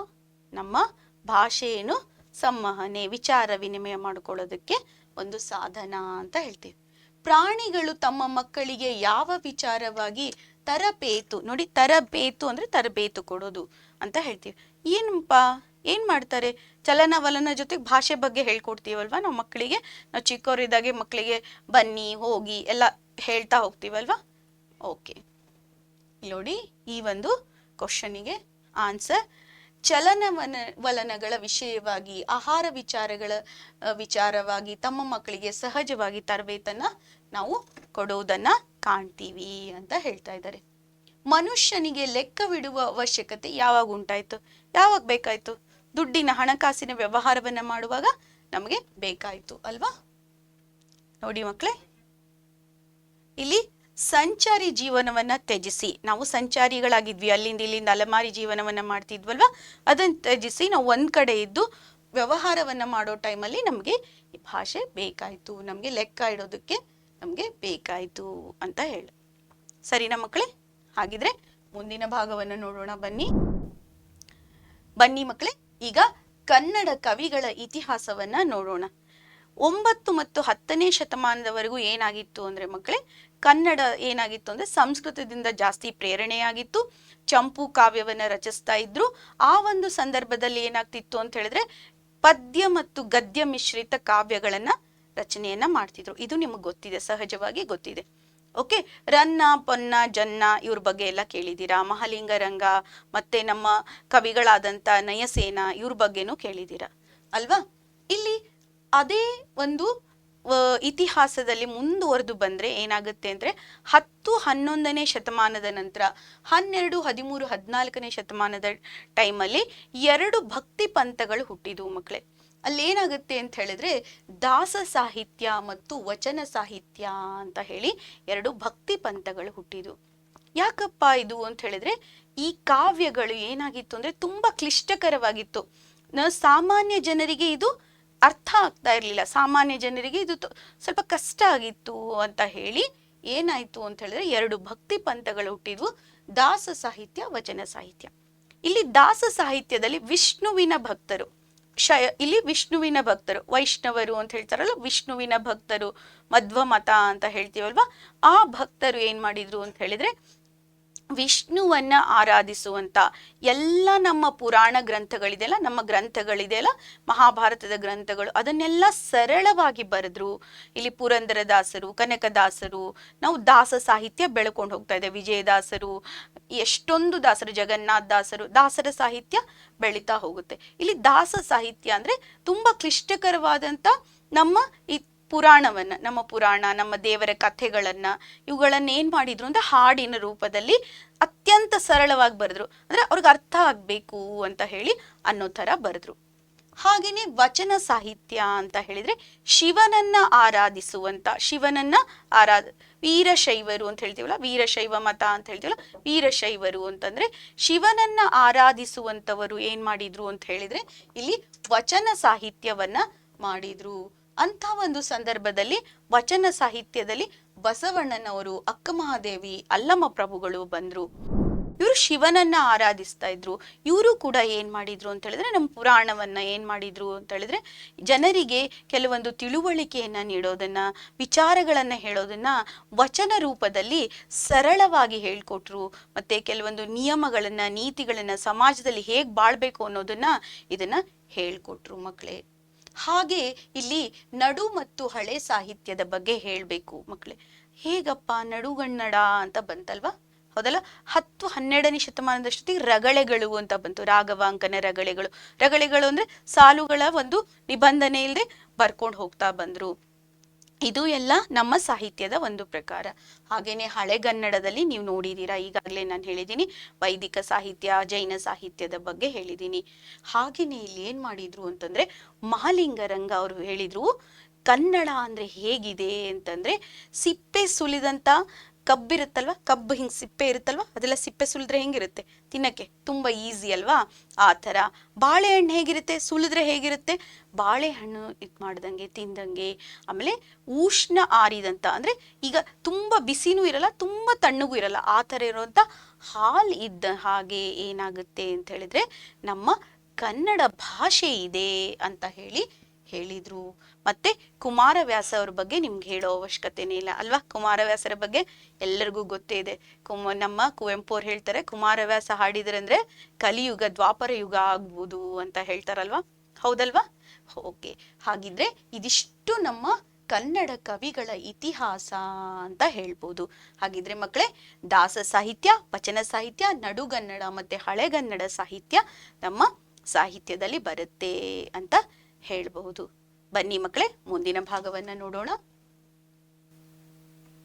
ಇಲ್ಲಿ ಕನ್ನಡಕ್ಕೆ ಪಾರಿಭಾಷಿಕ ಪದಗಳು ಅಂತಂದ್ರೆ ಯಾವಾಗ ಬಂದ್ವಪ್ಪ ಅಂತ ಹೇಳಿದ್ರೆ ಅಹಮ್ಮದಿಯರು, ಮಹಮ್ಮದಿಯರು ಆ ಟೈಮಲ್ಲಿ ಏನಾಯ್ತು ಅಂತ ಹೇಳಿದ್ರೆ ಅವರ ನಮಗೆ ಭಾಷೆ ಅಂದ್ರೆ ಅವ್ರು ಯಾವ ಭಾಷೆಯನ್ನು ಮಾತಾಡ್ತಾ ಇದ್ರು, ಯಾವುದು, ಪರ್ಷಿಯನ್ ಭಾಷೆ ಅಲ್ವಾ, ಕರೆಕ್ಟ್. ಅವರು ಪರ್ಷಿಯನ್ ಭಾಷೆಯನ್ನ ಮಾತಾಡ್ತಾ ಇದ್ರಲ್ವಾ, ಆ ಭಾಷೆಯ ಪದಗಳು ನಮ್ಮ ಒಂದು ಕನ್ನಡಕ್ಕೆ ಬಂತು. ಯಾವ್ದಪ್ಪ ಅಂತ ಹೇಳಿದ್ರೆ ದಿವಾನ್, ಸರ್ಕಾರ್, ಮುನ್ಷಿ, ಸರ್ದಾರ್, ದೌಲತ್ತು, ಇವೆಲ್ಲ ನೀವು ಕಚೇರಿ, ಇವೆಲ್ಲ ನೀವು ಬಳಸ್ತಾ ಇರ್ತೀರಾ. ನಾವು ಈಗ ಯಾವ್ದಾದ್ರು ಗೌರ್ಮೆಂಟ್ ಆಫೀಸಿಗೆ ಹೋದ್ರೆ ಇವೆಲ್ಲ ಪದಗಳನ್ನೇ ಬಳಸ್ತಾ ಇರ್ತಾರೆ. ಸುಬೇದಾರ್ ಒಂದು, ಅಮಲ್ದಾರ್, ಸುಬೇದಾರ್ ಒಂದೆರಡು ಹೋಗಿರ್ಬೋದು. ತಹಶೀಲ್ದಾರ್ ಬಳಸ್ತೀವಿ, ಕಚೇರಿ ಬಳಸ್ತೀವಿ, ಸರ್ದಾರ್ ಬಳಸ್ತೀವಿ, ದೌಲತ್ ಬಳಸ್ತೀವಿ, ದಿವಾನ್ ಇವೆಲ್ಲ ಬಳಸ್ತೀವಲ್ವಾ. ಇವೆಲ್ಲ ಪರ್ಷಿಯನ್ ಭಾಷೆಯಿಂದ ಬಂದಂತ ಪದಗಳು. ಇವೆಲ್ಲ ಬಂದು ಕನ್ನಡಕ್ಕೆ ಜೋಡಣೆ ಆಯ್ತು. ಇಲ್ಲಿ ದೇಶೀಯ, ಅನ್ಯ ದೇಶೀಯ ಪದಗಳು ಅಂತ ಹೇಳಿ ಕನ್ನಡದಲ್ಲಿ ಒಂದು ವ್ಯಾಕರಣಾಂಶ ಇದೆ ಮಕ್ಕಳೇ. ಇವೆಲ್ಲ ಅನ್ಯ ದೇಶೀಯ ಪದಗಳು ಅಂತ ಹೇಳ್ತೀವಿ, ಅನ್ಯ ದೇಶೀಯ ಪದಗಳು. ಹಾಗೇನೆ ಇಲ್ಲಿ ಇಂಗ್ಲಿಷರು ಬಂದ್ರಲ್ವಾ, ನಾವು ನೋಡಿ ನಮ್ಮ ಸನಾತನ ಸಂಸ್ಕೃತಿಯಲ್ಲಿ ನಾವು ವಿದ್ಯೆಯನ್ನ ಮತ್ತು ಏನ್ ಮಾಡ್ತಿದ್ವಿ ಅಂತಂದ್ರೆ ಊಟವನ್ನ ಮತ್ತು ನಮ್ಮ ಚಿಕಿತ್ಸೆ ಅಂದ್ರೆ ವೈದ್ಯಕೀಯ ಚಿಕಿತ್ಸೆ ಇರ್ತಿತ್ತಲ್ವಾ, ಅದು ಯಾವುದನ್ನು ನಾವು ಮಾರ್ತಾ ಇರ್ಲಿಲ್ಲ. ನಾವೇನ್ ಮಾಡ್ತಾ ಇದ್ವಿ ಅಂತ ಹೇಳಿದ್ರೆ ಆ ಮೂರನ್ನು ಕೂಡ ನಾವು ಮಾರ್ತಾ ಇರ್ಲಿಲ್ಲ, ಹೌದಾ. ನಾವು ವಿದ್ಯೆಯನ್ನ ಯಾವಾಗ್ಲೂ ಫ್ರೀಯಾಗಿ ಕೊಡ್ತಾ ಇದ್ವಿ, ಮತ್ತೆ ಚಿಕಿತ್ಸೆ ಕೂಡ ಅಷ್ಟೇ. ಅವ್ರು ಏನಾದ್ರು ಅವ್ರಿಗೆ ತಿಳಿದು ಅವ್ರಿಗೆ ಏನಾದ್ರು ಕೊಡ್ಬೇಕಂದ್ರೆ ಗಿಫ್ಟ್ ರೂಪದಲ್ಲಿ ಕೊಡ್ತಾ ಇದ್ರು. ವಿದ್ಯೆ ಕೂಡ ಅಷ್ಟೇ, ಗುರುಗಳ ಹತ್ರ ಹೋಗಿ ಅವ್ರ ಸೇವೆಯನ್ನ ಮಾಡಿ ವಿದ್ಯೆಯನ್ನ ಪಡಿತಾ ಇದ್ವಿ. ಅನ್ನವನ್ನು ಅಷ್ಟೇ, ನಾವ್ ಎಲ್ಲಾರು ಊರಿಗೆ ಹೋದಾಗ ಯಾರ್ದಾರು ಮನೆಗೆ ಹೋಗಿ ನಮ್ಗೆ ಹಶುವಾಗಿದೆ ಅಂದ್ರೆ ಊಟಕ್ಕೆ ಇರ್ತಿದ್ರು ಎಲ್ರು. ಅದು ಯಾವುದೇ ರೀತಿಯಾಗಿ ಹಣವನ್ನ ತಗೊಳ್ತಾ ಇರಲಿಲ್ಲ. ಈ ಒಂದು ಸಂಸ್ಕಾರ ನಮ್ಮಲ್ಲಿತ್ತು. ಆದ್ರೆ ಬ್ರಿಟಿಷರು ಬಂದ್ರ ನಂತರ ಏನ್ ಮಾಡಿದ್ರು ಅಂತ ಹೇಳಿದ್ರೆ ಶಾಲೆ ಅಂತ ಮಾಡಿ ಅದಕ್ಕೊಂದು ದುಡ್ಡನ್ನ ತಗೊಂಡ್ರು ಅಲ್ವಾ. ಸ್ಕೂಲು ಅಂತ ಹೇಳ್ತೀವಲ್ವಾ, ಅದಕ್ಕೆ ನಾವು ವಿದ್ಯೆಗೆ ದುಡ್ಡು ಕೊಡಕ್ ಶುರು ಮಾಡಿದ್ವಿ. ದವಾಖಾನಿ ಅಂದ್ರೆ ನಾವು ಏನ್ ಮಾಡಿದ್ವಿ, ಹಾಸ್ಪಿಟಲ್ ಅಂತ ಹೇಳಿ ನಾವೇನ್ ಮಾಡಿದ್ವಿ, ಅಲ್ಲೂ ಕೂಡ ಚಿಕಿತ್ಸೆಗಾಗಿ ದುಡ್ಡನ್ನ ಕೊಟ್ವಿ. ಊಟಕ್ಕಾಗಿ ಹೋಟೆಲ್ ಅಲ್ಲಿ ದುಡ್ಡು ಕೊಟ್ವಿ. ಇವೆಲ್ಲ ಪದಗಳು ಅವ್ರು ಬಂದ ನಂತರ ಏನಾಯ್ತು, rail, motor, hotel, office, school, cinema, radio, ಆಸ್ಪತ್ರೆ, ಕೋರ್ಟು, ಇವೆಲ್ಲ ಏನಾಯ್ತು ಅಂತ ಹೇಳಿದ್ರೆ ಅವರು ಬಂದ ನಂತರ, ಅಂದ್ರೆ ನಮ್ಗೆ ಆಂಗ್ಲರು ನಮ್ಮ ದೇಶಕ್ಕೆ ಬಂದ ನಂತರ ಇವೆಲ್ಲ ಭಾಷೆಯ ಪದಗಳು ನಮ್ಮ ಒಂದು ಕನ್ನಡ ಡಿಕ್ಷನರಿ ಅಂತ ಹೇಳ್ತೀವಲ್ಲ, ನಿಘಂಟುವಿಗೆ ಬಂದು ಸೇರ್ಕೊಂತು, ನಮ್ಮ ಭಾಷೆಗೆ ಸೇರ್ಕೊಂತು ಅಂತ ಹೇಳ್ಬೋದು. ಬಟಾಟಿ ಅನಾನಸು ನಿಮ್ಗೆ ಗೊತ್ತು, ಆಂಗ್ಲರಷ್ಟೇ ಬರಲಿಲ್ಲ, ಪೋರ್ಚುಗೀಸರು ಕೂಡ ಬಂದ್ರು, ಡಚ್ಚರು ಬಂದ್ರು ನಮ್ಮ ದೇಶಕ್ಕೆ. ಅವಾಗ ಪೋರ್ಚುಗೀಸರಿಂದ ಬಟಾಟಿ, ಅನಾನಸು ಈ ಪದಗಳು ಬಂದು. ಮತ್ತು ಸಂಸ್ಕೃತದಿಂದಂತೂ ನಮ್ಗೆ ಗೊತ್ತೇ ಇದೆ, ನಾವು ಪ್ರಭಾವಿತ ಆಗಿದ್ವಿ. ಸಂಸ್ಕೃತ ಪದಗಳು ವಾಯು, ಕ್ಷೀರ, ಆಶ್ಚರ್ಯ ಇವೆಲ್ಲ ನಮ್ಗೆ ಸಂಸ್ಕೃತ ಪದಗಳಿತ್ತು. ನಮ್ಗೆ ಇವು ಮೂರನ್ನು ಪಾರಿಭಾಷಿಕ ಅಂತಂದ್ರೆ ಬೇರೆ ಭಾಷೆಯಿಂದ ಬಂದಂತ ಪದಗಳು ಅಂತ ಹೇಳ್ತೀವಿ ಮಕ್ಕಳೇ. ಸರಿನಾ? ಹಾಗಿದ್ರೆ ಬನ್ನಿ ಮುಂದಿನ ಭಾಗವನ್ನ ನೋಡೋಣ. ಇಲ್ಲಿ ಗಡಿಯ ವಿಚಾರಗಳು ಅಂತ ಬಂದಾಗ ನಿಮ್ಗೆ ಗೊತ್ತಿದೆ, ಆಂಧ್ರ, ತಮಿಳ್ನಾಡು, ಕೇರಳ, ಗೋವಾ, ಮಹಾರಾಷ್ಟ್ರ ಇವೆಲ್ಲ ನಮ್ಗೆ ಹತ್ತಿದೆ. ಇಲ್ಲಿ ನೋಡಿದ್ರೆ ಗೊತ್ತಾಗುತ್ತೆ. ಈ ಒಂದು ಗಡಿ ಭಾಗದಲ್ಲಿರುವಂತ ಜನರಿದಾರಲ್ವಾ, ಗಡಿ ಭಾಗದಲ್ಲಿರೋ ಜನ ಅವ್ರ ದ್ವಿಭಾಷೆ ಬರುತ್ತೆ ಅವರಿಗೆ. ಈಗ ನೀವು ಉದಾಹರಣೆ ಹೇಳ್ಬೇಕು ಅಂತ ಹೇಳಿದ್ರೆ, ಈ ಕಾರವಾರ ಅಲ್ಲೆಲ್ಲ ಹೋದ್ರೆ ಕೊಂಕಣಿ ಜೊತೆಗೆ ಏನಾಗುತ್ತೆ, ಕನ್ನಡ ಬರುತ್ತೆ ಅವರಿಗೆ. ಕೊಂಕಣಿ ಕನ್ನಡ ಇರುತ್ತೆ. ಮಂಗಳೂರು ಅಲ್ಲೆಲ್ಲ ಹೋದ್ರೆ, ಆಮೇಲೆ ನೀವು ಕೇರಳದ ಬಾರ್ಡರ್ ಅಲ್ಲಿ ಕಾಸರಗೋಡು ಅದೆಲ್ಲ ಆ ಭಾಷೆ ಆ ಕಡೆ ಎಲ್ಲ ಹೋಗ್ಬಿಟ್ರೆ ನಿಮ್ಗೆ ಏನಾಗುತ್ತೆ, ಕನ್ನಡದ ಜೊತೆಗೆ ಅವ್ರಿಗೆ ಮಲಯಾಳಂ ಕೂಡ ಬರ್ತಾ ಇರುತ್ತೆ. ಈ ಕಡೆ ಹೊಸೂರು ಮುಂದೆ ಎಲ್ಲ ಹೋದ್ರೆ ಬೆಂಗಳೂರಲ್ಲೂ ಎಷ್ಟೋ ಕಡೆ ಏನಾಗುತ್ತೆ ಅಂತ ಹೇಳಿದ್ರೆ ತಮಿಳು ಮಕ್ಕಳೇ ತಮಿಳು ಬರ್ತಾ ಇರುತ್ತೆ, ತಮಿಳು ಮತ್ತು ಕನ್ನಡ ಬರ್ತಾ ಇರುತ್ತೆ. ಮತ್ತೆ ನೀವು ಬೆಳಗಾವ್, ಬೀದರ್, ಗುಲ್ಬರ್ಗಾ ಆ ಕಡೆ ಎಲ್ಲ ಹೋದ್ರೆ ಮಹಾರಾಷ್ಟ್ರ ಬಾರ್ಡರ್ ಅಲ್ಲಿ ಇರುವಂತ ಅಲ್ಲೆಲ್ಲರಿಗೂ ಮರಾಠಿ ಜೊತೆ ಕನ್ನಡ ಬರ್ತಾ ಇರುತ್ತೆ. ಅವ್ರಿಗೆ ಕನ್ನಡ ಭಾಷೆಯಲ್ಲಿಯೇ ಅವ್ರು ಮರಾಠಿ ಭಾಷೆಯ ಪದಗಳನ್ನ ಬಳಸ್ತಾ ಇರ್ತಾರೆ. ಮತ್ತೆ ಗೋವಾ, ಕೊಂಕಣಿ ಬಗ್ಗೆ ಹೇಳಿದೆ. ಆಂಧ್ರ, ತೆಲುಗು ನಿಮ್ಗೆ ಗೊತ್ತಿದೆ. ಈ ಕಡೆ ನಾವು ತುಮಕೂರಿಂದ ಮುಂದೆ ಹೋದ್ರೆ ಅಲ್ಲೆಲ್ಲ ಆಂಧ್ರ ಬಾರ್ಡರ್ ಕಡೆ ಎಲ್ಲ ಇರುತ್ತಲ್ಲ, ಆ ಕಡೆ ಎಲ್ಲ ನೀವು ನೋಡಿದ್ರೆ ಕೋಲಾರ ಅಲ್ಲೆಲ್ಲ ನೋಡಿದ್ರೆ ಅವ್ರಿಗೆಲ್ಲರಿಗೂ ತೆಲುಗು ಬರ್ತಾ ಇರುತ್ತೆ, ಕನ್ನಡ ತೆಲುಗು ಬರ್ತಾ ಇರುತ್ತೆ. ಅವರು ಭಾಷೆಯಲ್ಲಿ ಕನ್ನಡ ಭಾಷೆ ಜೊತೆಗೆ ತೆಲುಗು ಪದಗಳನ್ನು ಕೂಡ ಬಳಸ್ತಾ ಇರ್ತಾರೆ. ಹೀಗಾಗಿ ನಮ್ಗೇನಾಗುತ್ತೆ, ಗಡಿ ವಿಚಾರಗಳು ಬಂದಾಗ ದ್ವಿಭಾಷೆಗಳು ಬರುತ್ತೆ. ಅಲ್ಲಿ ಇರುವಂತ ಭಾಷೆ ಅಂದ್ರೆ ತೆಲುಗು ವರ್ಡ್ಸು ಕನ್ನಡ ನಮ್ಗೆ ಕನ್ನಡದಲ್ಲಿ ಬಂದ್ ಸೇರ್ಕೊಂಡ್ವು, ತಮಿಳ್ ವರ್ಡ್ಸು ಬಂದ್ ಸೇರ್ಕೊಂಡ್ವು, ಆಮೇಲೆ ಮರಾಠಿ ವರ್ಡ್ಗಳು ಬಂದ್ ಸೇರ್ಕೊಂಡ್ವು, ಕೇರಳ ಅಂದ್ರೆ ಮಲಯಾಳಂ ವರ್ಡ್ಗಳು ಬಂದವು, ಕೊಂಕಣಿ ಪದಗಳು ಬಂದವು. ಕೊಂಕಣಿ ಅಂದ್ರೆ ಮರಾಠಿಗೆ ಹತ್ತಿರವಾದಂತ ಭಾಷೆ, ಅದು ಕೋಸ್ಟಲ್ ರೀಜನ್ ಅಲ್ಲಿ ಮಾತಾಡುವಂತ ಭಾಷೆಯಾಗಿರುತ್ತೆ. ಹೀಗಾಗಿ ಎಲ್ಲಾ ಪದಗಳು ಬಂದು ಕನ್ನಡಕ್ಕೆ ಸೇರ್ಕೊಂಡ್ವು ಮಕ್ಕಳೇ. ಗಡಿ ವಿಚಾರಗಳು ಬಂದಾಗ ಯಾವಾಗ್ಲೂ ಎಷ್ಟೊಂದು ಪದಗಳು ದ್ವಿಭಾಷೆಯ ಪದಗಳು, ಅಂದ್ರೆ ಅಲ್ಲಿ ಗಡಿಯಲ್ಲಿ ಇರುವಂತ ಜನರು ಏನ್ ಮಾಡ್ತಾ ಇರ್ತಾರೆ, ಎರಡು ಭಾಷೆಯನ್ನ ಮಾತಾಡೋದ್ರಿಂದ ಇವೆಲ್ಲ ಪದಗಳು ಬಂದು ನಮ್ಮ ಕನ್ನಡಕ್ಕೆ ಸೇರ್ಕೊಂಡ್ವು ಅಂತ ಹೇಳಕ್ ಇಷ್ಟಪಡ್ತೀನಿ. ಬನ್ನಿ ಮಕ್ಕಳೇ ಮುಂದಿನ ಭಾಗವನ್ನ ನೋಡೋಣ. ಇಲ್ಲಿ ನುಡಿಗಟ್ಟುಗಳು ಅಂತ ಬರುತ್ತೆ. ಇಲ್ಲಿ ನುಡಿಗಟ್ಟು ಅಂತ ಹೇಳಿದ್ರೆ ಆ ಪದ ಇರುತ್ತಲ್ವಾ, ಅದಕ್ಕೆ ಇನ್ನೊಂದು ಅರ್ಥನೇ ಇರುತ್ತೆ, ಒಳ ಅರ್ಥ ಇರುತ್ತೆ. ಈಗ ಕಂಗೊಳಿಸು ಅಂದ್ರೆ ತುಂಬಾ ಚಂದ ಕಾಣೋದು, ಸೊಗಸಾಗಿ ಕಾಣೋದು. ಕಣ್ಣಿಡು ಅಂತ ಹೇಳಿದ್ರೆ ಅಬ್ಸರ್ವ್ ಮಾಡು, ವಾಚ್ ಮಾಡು ಅಂತ ಹೇಳ್ತೀವಿ. ಹಿಂಗೆ ಕಣ್ಣು ಹಾಕೋದು ಅಂತ ಹೇಳಿದ್ರೆ ಏನಾದ್ರೂ ವಿಷಯದಲ್ಲಿ ಅವ್ರನ್ನ ನೋಡಿಟ್ಕೊಳ್ಳೋದು, ಓ ಮಾಡೋಣ ಅಂತ ಹೇಳಿ ಅಲ್ವಾ. ಕಣ್ಣಾರೆ, ಕಣ್ಣೆಂಜಲು ಅಂದ್ರೆ ಕಣ್ಣಲ್ಲಿ ಬರುವಂತ ಒಂದು ದ್ರವ ಇರುತ್ತಲ್ಲ, ನಮ್ ಕಣ್ಣೀರ್ ತರ ಒಂಥರ ಬರುತ್ತಲ್ವಾ, ಅದಕ್ಕೆ ಕಣ್ಣೆಂಜಲು ಅಂತ ಹೇಳ್ತೀವಿ. ಕಂಗಾಲಾಗೋದು, ಕಂಬನಿ ಅಂದ್ರೆ ನೀರು, ಗೊತ್ತಲ್ವಾ ನಿಮ್ಗೆ. ಹೀಗೆ ಕದಿಂದ ಬರುವಂತ ನುಡಿಗಟ್ಟುಗಳು. ಏನ್ ಮೇಡಮ್ ಕದಿಂದ ಮಾತ್ರ ನುಡಿಗಟ್ಟುಗಳಿದೆಯಾ? ಇಲ್ಲ, ಎಲ್ಲ ಒಂದು ತುಂಬಾ ನುಡಿಗಟ್ಟುಗಳಿದೆ. ಎಷ್ಟು ನುಡಿಗಟ್ಟುಗಳಿದೆ ಅಂತ ಹೇಳಿ ನಿಮ್ಗೆ ನಿಮ್ಗೆ ಪಾಠಗಳು ಮುಂದೆ ಹೋದಂಗೆ ನಾನು ಎಲ್ಲಾ ನುಡಿಗಟ್ಟುಗಳನ್ನ ಹೇಳ್ತಾ ಹೋಗ್ತೀನಿ. ಈಗ ಇಲ್ಲಿ ನಮ್ಮ ಮರಿಯಪ್ಪನವರು ಈ ಕದಿಂದ ಕದಿಂದ ಪ್ರಾರಂಭವಾಗುವಂತ ಎಲ್ಲಾ ನುಡಿಗಟ್ಟುಗಳನ್ನ ಇಲ್ಲಿ ಕೊಟ್ಟಿದ್ದಾರೆ. ಅದಕ್ಕೆ ನಾನು ಈ ನುಡಿಗಟ್ಟುಗಳನ್ನ ಇಲ್ಲಿ ನಿಮಗೆ ಮೆನ್ಷನ್ ಮಾಡ್ತಾ ಇದ್ದೀನಿ. ಹಾಗಿದ್ರೆ ಮಕ್ಕಳೇ, ನುಡಿಗಟ್ಟುಗಳು ಕೂಡ ನಮ್ಮ ಭಾಷೆಯ ಒಂದು ಭಾಗವಾಗಿದೆ, ನಮ್ಮ ವ್ಯಾಕರಣಾಂಶದ ಒಂದು ಭಾಗ ಕೂಡ ಆಗಿದೆ ಅಲ್ವಾ ನುಡಿಗಟ್ಟುಗಳು. ನಾವು ಕಾಲಿಗೆ ಬುದ್ಧಿ ಹೇಳು ಅವೆಲ್ಲ ಬಳಸ್ತೀವಲ್ವಾ, ಹೌದಲ್ವಾ? ಸರಿ ಮಕ್ಕಳೇ, ಹಾಗಿದ್ರೆ ಬನ್ನಿ ಮುಂದಿನ ಭಾಗವನ್ನ ನೋಡೋಣ. ಇಲ್ಲಿ ಆಂಗ್ಲ ಭಾಷೆ ಬಂತು ನಮ್ಮ ದೇಶಕ್ಕೆ, ಹೌದಾ? ಆಂಗ್ಲ ಭಾಷೆ ಬಂದ್ಮೇಲೆ ಏನಾಯ್ತಪ್ಪ, ಅವ್ರೇನ್ ಮಾಡಿದ್ರು ಅಂತ ಹೇಳಿದ್ರೆ, ಅವ್ರೊಬ್ರೇ ಬಂದ ತಕ್ಷಣ ಅವರು ನಮ್ಮ ಎಲ್ಲ ಗ್ರಂಥಗಳನ್ನ ಓದ್ಬಿಟ್ಟು ಅವರು ತಮ್ಮ ಇಂಗ್ಲಿಷ್ ಭಾಷೆಯಲ್ಲಿ ಆ ಗ್ರಂಥಗಳನ್ನ ಬರೆದು ಅವರು ತಮ್ಮದೇ ಆದ ಸೈಂಟಿಫಿಕ್ ಆಗಿ ಕೆಲವೊಂದು ವರ್ಡ್ಗಳನ್ನ ಹಾಕಿ ಅದ್ರ ಮೇಲೆ ಪೇಟೆಂಟ್ ಮಾಡ್ಕೊಂಡ್ರು ಅಲ್ವಾ. ಇದೇ ಆಗಿರೋದಲ್ವಾ ನಮ್ಗೆ ಆಂಗ್ಲರು ಬಂದದ್ಮೇಲೆ. ಸರಿಯಾದದ್ ಮಕ್ಕಳೇ.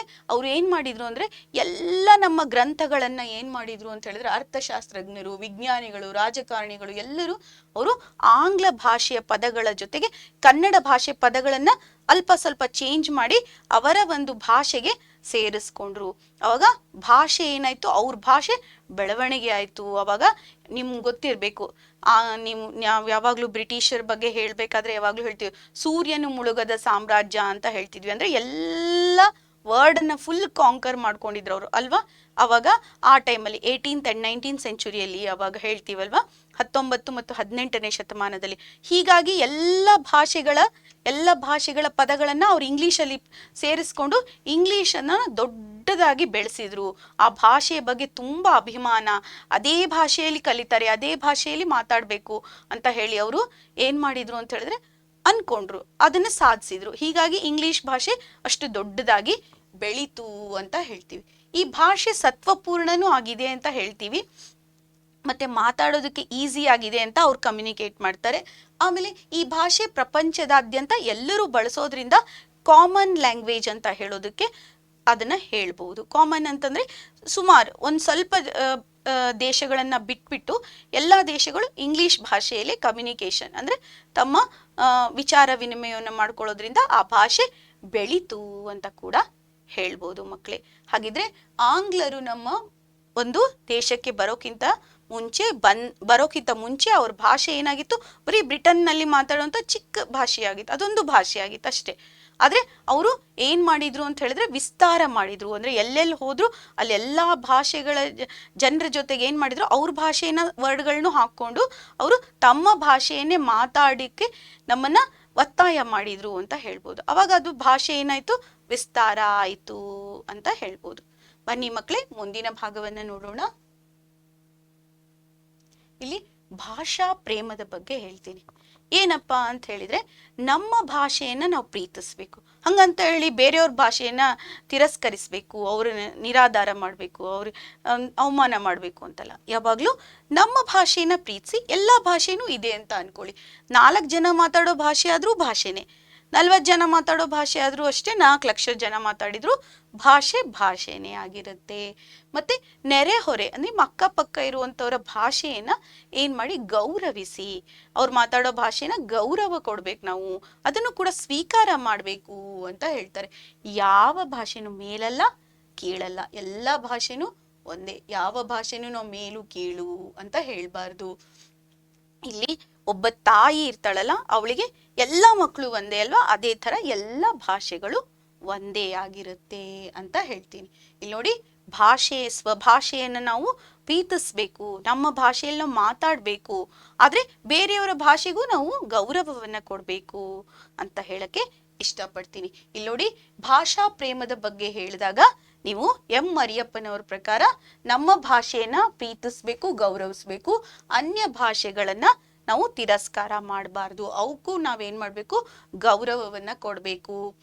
ಎಲ್ಲ ಭಾಷೆ ಒಂದೇ ಆಗಿರುತ್ತೆ. 4 ಜನ ಮಾತಾಡಿದ್ರು, 4 ಲಕ್ಷ ಜನ ಮಾತಾಡಿದ್ರು ಭಾಷೆಯಾಗಿರುತ್ತೆ. ಭಾಷೆ ಅನ್ನೋದು ಏನಾಗುತ್ತೆ, ತಾಯಿಯ ಒಂದು ಮಗು ಇದ್ದಂಗೆ ಅಲ್ವಾ. ಈಗ ಒಬ್ಬ ತಾಯಿಗೆ 4 ಜನ ಮಕ್ಳಿದ್ರೆ ಫಸ್ಟ್ ಅವ್ರಿಗೆ ಜಾಸ್ತಿ, ಸೆಕೆಂಡ್ ಕಮ್ಮಿ, ಹಂಗೇನಿಲ್ಲ ಅಲ್ಲ, ಎಲ್ಲಾ ಭಾಷೆಗೂ ಈಕ್ವಲ್ ಆಗಿರುತ್ತೆ ಹಾಗೆ ಅಂತ ಹೇಳ್ತಾರೆ. ಯಾವ ಭಾಷೆನೂ ಮೇಲು ಕೀಳು ಅಲ್ಲ ಅಂತ ಹೇಳಕ್ ಇಷ್ಟಪಡ್ತೀನಿ ಮಕ್ಕಳೇ. ಇದು ಎಂ ಮರಿಯಪ್ಪನವರ ಪ್ರಕಾರ ಭಾಷಾ ಪ್ರೇಮ ಅಂದ್ರೆ ಏನು ಅಂತ ಹೇಳ್ತಾ ಇದ್ದಾರೆ. ಬನ್ನಿ ಮುಂದಿನ ಭಾಗವನ್ನ ನೋಡೋಣ. ಇಲ್ಲಿ ಪದಗಳ ಅರ್ಥ ಇದೆ.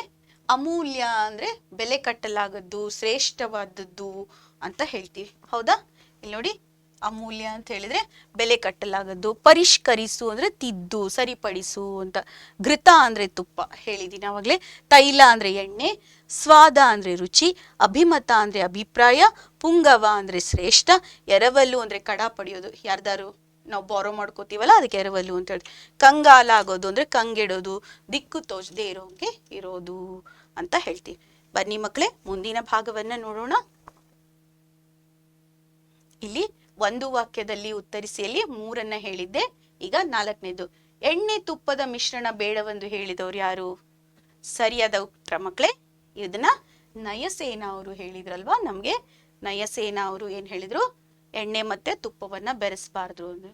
ಕನ್ನಡಕ್ಕೆ ಪರ್ಷಿಯನ್ ಶಬ್ದಗಳು ಯಾವಾಗ ಬಂದ್ವು?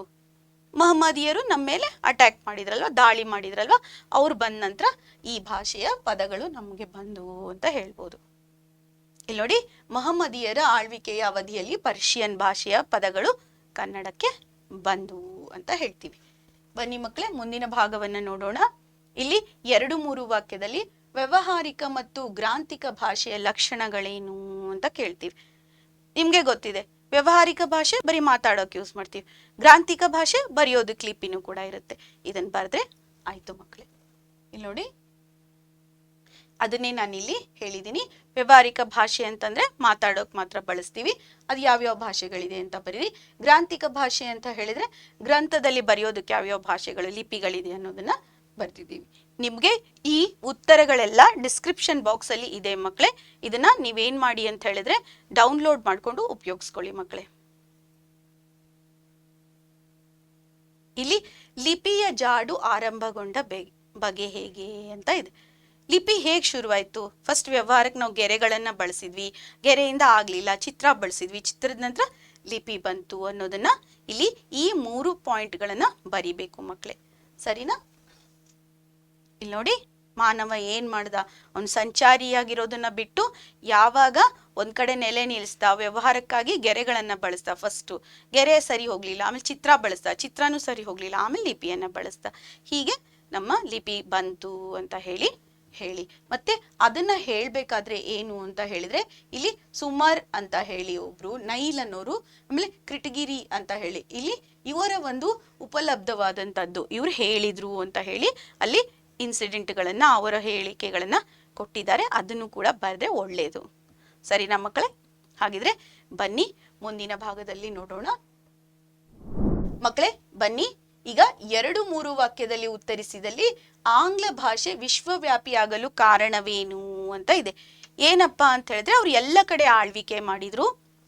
ಆಳ್ವಿಕೆ ಮಾಡಿದಾಗ ಅಲ್ಲೇನ್ ಮಾಡಿದ್ರು, ಜನರ ಜೊತೆ ಸಂಪರ್ಕ ಸಾಧಿಸೋಕೆ ಅವರ ಭಾಷೆಯಲ್ಲಿ ಮಾತಾಡಿದ್ರು, ನಮಗೆ ಆ ಭಾಷೆನ ಕಲಿಸಿದ್ರು. ಹಾಗಾಗಿ ಜಾಸ್ತಿ ಜನ ಮಾತಾಡೋದ್ರಿಂದ ಅದು ವಿಶ್ವವ್ಯಾಪಿ ಆಯ್ತು ಅಂತ ಹೇಳಿ ಬರೆದ್ರೆ ಆಯ್ತು ಮಕ್ಕಳೇ.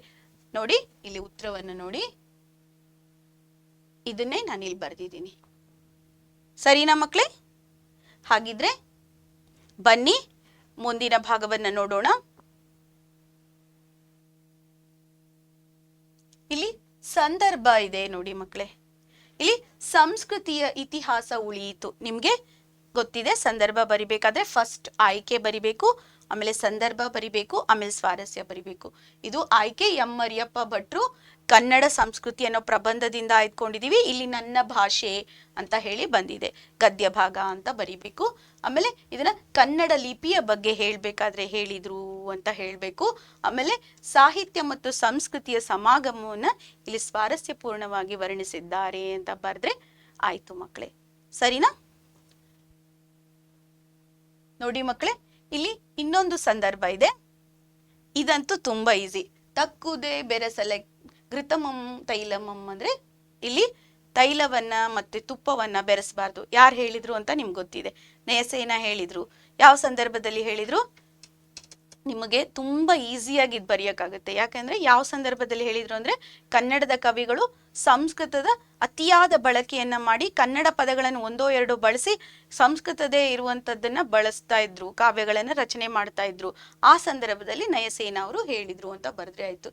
ಇದನ್ನ ಯಾಕೆ ಹಂಗೆ ಹೇಳಿದ್ರು ಅಂದ್ರೆ, ಕನ್ನಡ ಮತ್ತೆ ಸಂಸ್ಕೃತ 2 ಭಾಷೆಗಳು, ಅದಕ್ಕೆ ಅದರದೇ ಆದ ಸೊಗಸಿದೆ ಅಂತ ಹೇಳಿ ಸ್ವಾರಸ್ಯಪೂರ್ಣವಾಗಿ ವರ್ಣಿಸಿದ್ದಾರೆ ಅಂತ ಹೇಳಿದ್ರೆ ಸಾಕು ಮಕ್ಕಳೇ. ಇಲ್ಲಿ ನೋಡಿ, ಇಲ್ಲಿ 3-1 ಆಯ್ಕೆ ಅಂತೂ ನಿಮ್ಗೆ ಗೊತ್ತಿದೆ. ಆಯ್ಕೆ ಯಾರು? ಎಂ ಮರಿಯಪ್ಪ ಭಟ್ರು, ಮತ್ತೆ ಕನ್ನಡ ಸಂಸ್ಕೃತಿ, ನಮ್ಮ ಭಾಷೆ. ಈ 3 ನೆನ್ಪಿಟ್ಕೋಬೇಕು. ಸಂದರ್ಭ ಗೊತ್ತಿದೆ, ಸ್ವಾರಸ್ಯ ಈಗ ಹೇಳಿದ್ದೀನಿ ಅಲ್ವಾ? ಓಕೆ ಮಕ್ಕಳೇ, ಹಾಗಿದ್ರೆ ಮುಂದಿನ ಭಾಗವನ್ನ ನೋಡೋಣ. ಇಲ್ಲಿ ಕೃತಿಕಾರರ ಮನನ ನಕ್ಷೆ. ಇದು ತುಂಬಾ ತುಂಬಾ ಇಂಪಾರ್ಟೆಂಟ್ ಮಕ್ಕಳೇ. 3 ಅಂಕಗಳಿಗೆ ಬರುವಂತ ಪ್ರಶ್ನೆಯಾಗಿರುತ್ತೆ. ಏನಪ್ಪಾ ಅಂದ್ರೆ ಎಲ್ಲಿ ಹುಟ್ಟಿದ್ರು? ಪುತ್ತೂರಿನ ಕಬಕ. ಯಾವಾಗ ಹುಟ್ಟಿದ್ರು? 1906. ಮತ್ತೆ ಅವರ ಪ್ರಮುಖ ಕೃತಿಗಳು ಯಾವುದು ಅಂತ ಬರಿಬೇಕು. ಪ್ರಮುಖ ಪ್ರಶಸ್ತಿಗಳು ಯಾವುದು ಅಂತ ಬರಿಬೇಕು. ಈ 3 ನೀವು ನೆನಪಿಟ್ಕೊಂಡ್ರೆ ಇದನ್ನ ವಾಕ್ಯ ರೂಪದಲ್ಲಿ ಬರೆಯೋದಕ್ಕೆ ನಿಮಗೆ ತುಂಬಾ ಈಸಿ ಆಗುತ್ತೆ ಮಕ್ಕಳೇ, ಸರಳವಾಗುತ್ತೆ. ಆದ್ದರಿಂದ ಇದನ್ನ ನೆನ್ಪಿಟ್ಕೊಳ್ಳಿ ಮಕ್ಕಳೇ, ಸರಿನಾ? ಓಕೆ, ಹಾಗಿದ್ರೆ ಬನ್ನಿ ಮಕ್ಕಳೇ ಮುಂದಿನ ಭಾಗವನ್ನು ನೋಡೋಣ. ಬನ್ನಿ ಮಕ್ಕಳೇ, ಇವತ್ತು ನಾವ್ ಏನೇನ್ ಕಲ್ತ್ವಿ ಅಂತ ನೋಡೋಣ. ಮರುಮನನವನ್ನ ಮಾಡೋಣ. ಕೃತಿಕಾರರ ಪರಿಚಯವನ್ನು ತಿಳ್ಕೊಂಡ್ವಿ, ಪದಗಳ ಅರ್ಥದೊಂದಿಗೆ ಗದ್ಯದ ಸಾರಾಂಶವನ್ನ ತಿಳ್ಕೊಂಡ್ವಿ, ಸಂಕ್ಷಿಪ್ತವಾದ ವ್ಯಾಕರಣವನ್ನ ಕೂಡ ತಿಳ್ಕೊಂಡ್ವಿ ಮಕ್ಕಳೇ. ಹಾಗಿದ್ರೆ ಇವತ್ತಿನ ತರಗತಿ ನಿಮ್ಗೆ ಹೇಗನಿಸ್ತು ಮಕ್ಕಳೇ? ಹಾಗಿದ್ರೆ ಲೈಕ್ ಮಾಡಿ, ಸಬ್ಸ್ಕ್ರೈಬ್ ಮಾಡಿ, ಶೇರ್ ಮಾಡಿ ಮಕ್ಕಳೇ. ನಿಮ್ಮ ಕನ್ನಡ ಶಿಕ್ಷಕಿ ವಾಣಿ ಕುಲಕರ್ಣಿ ಇವತ್ತಿನ ತರಗತಿಯನ್ನ ಇಲ್ಲಿಗೆ ಮುಗಿಸ್ತಾ ಇದ್ದೀನಿ. ಧನ್ಯವಾದಗಳು ಮಕ್ಕಳೇ.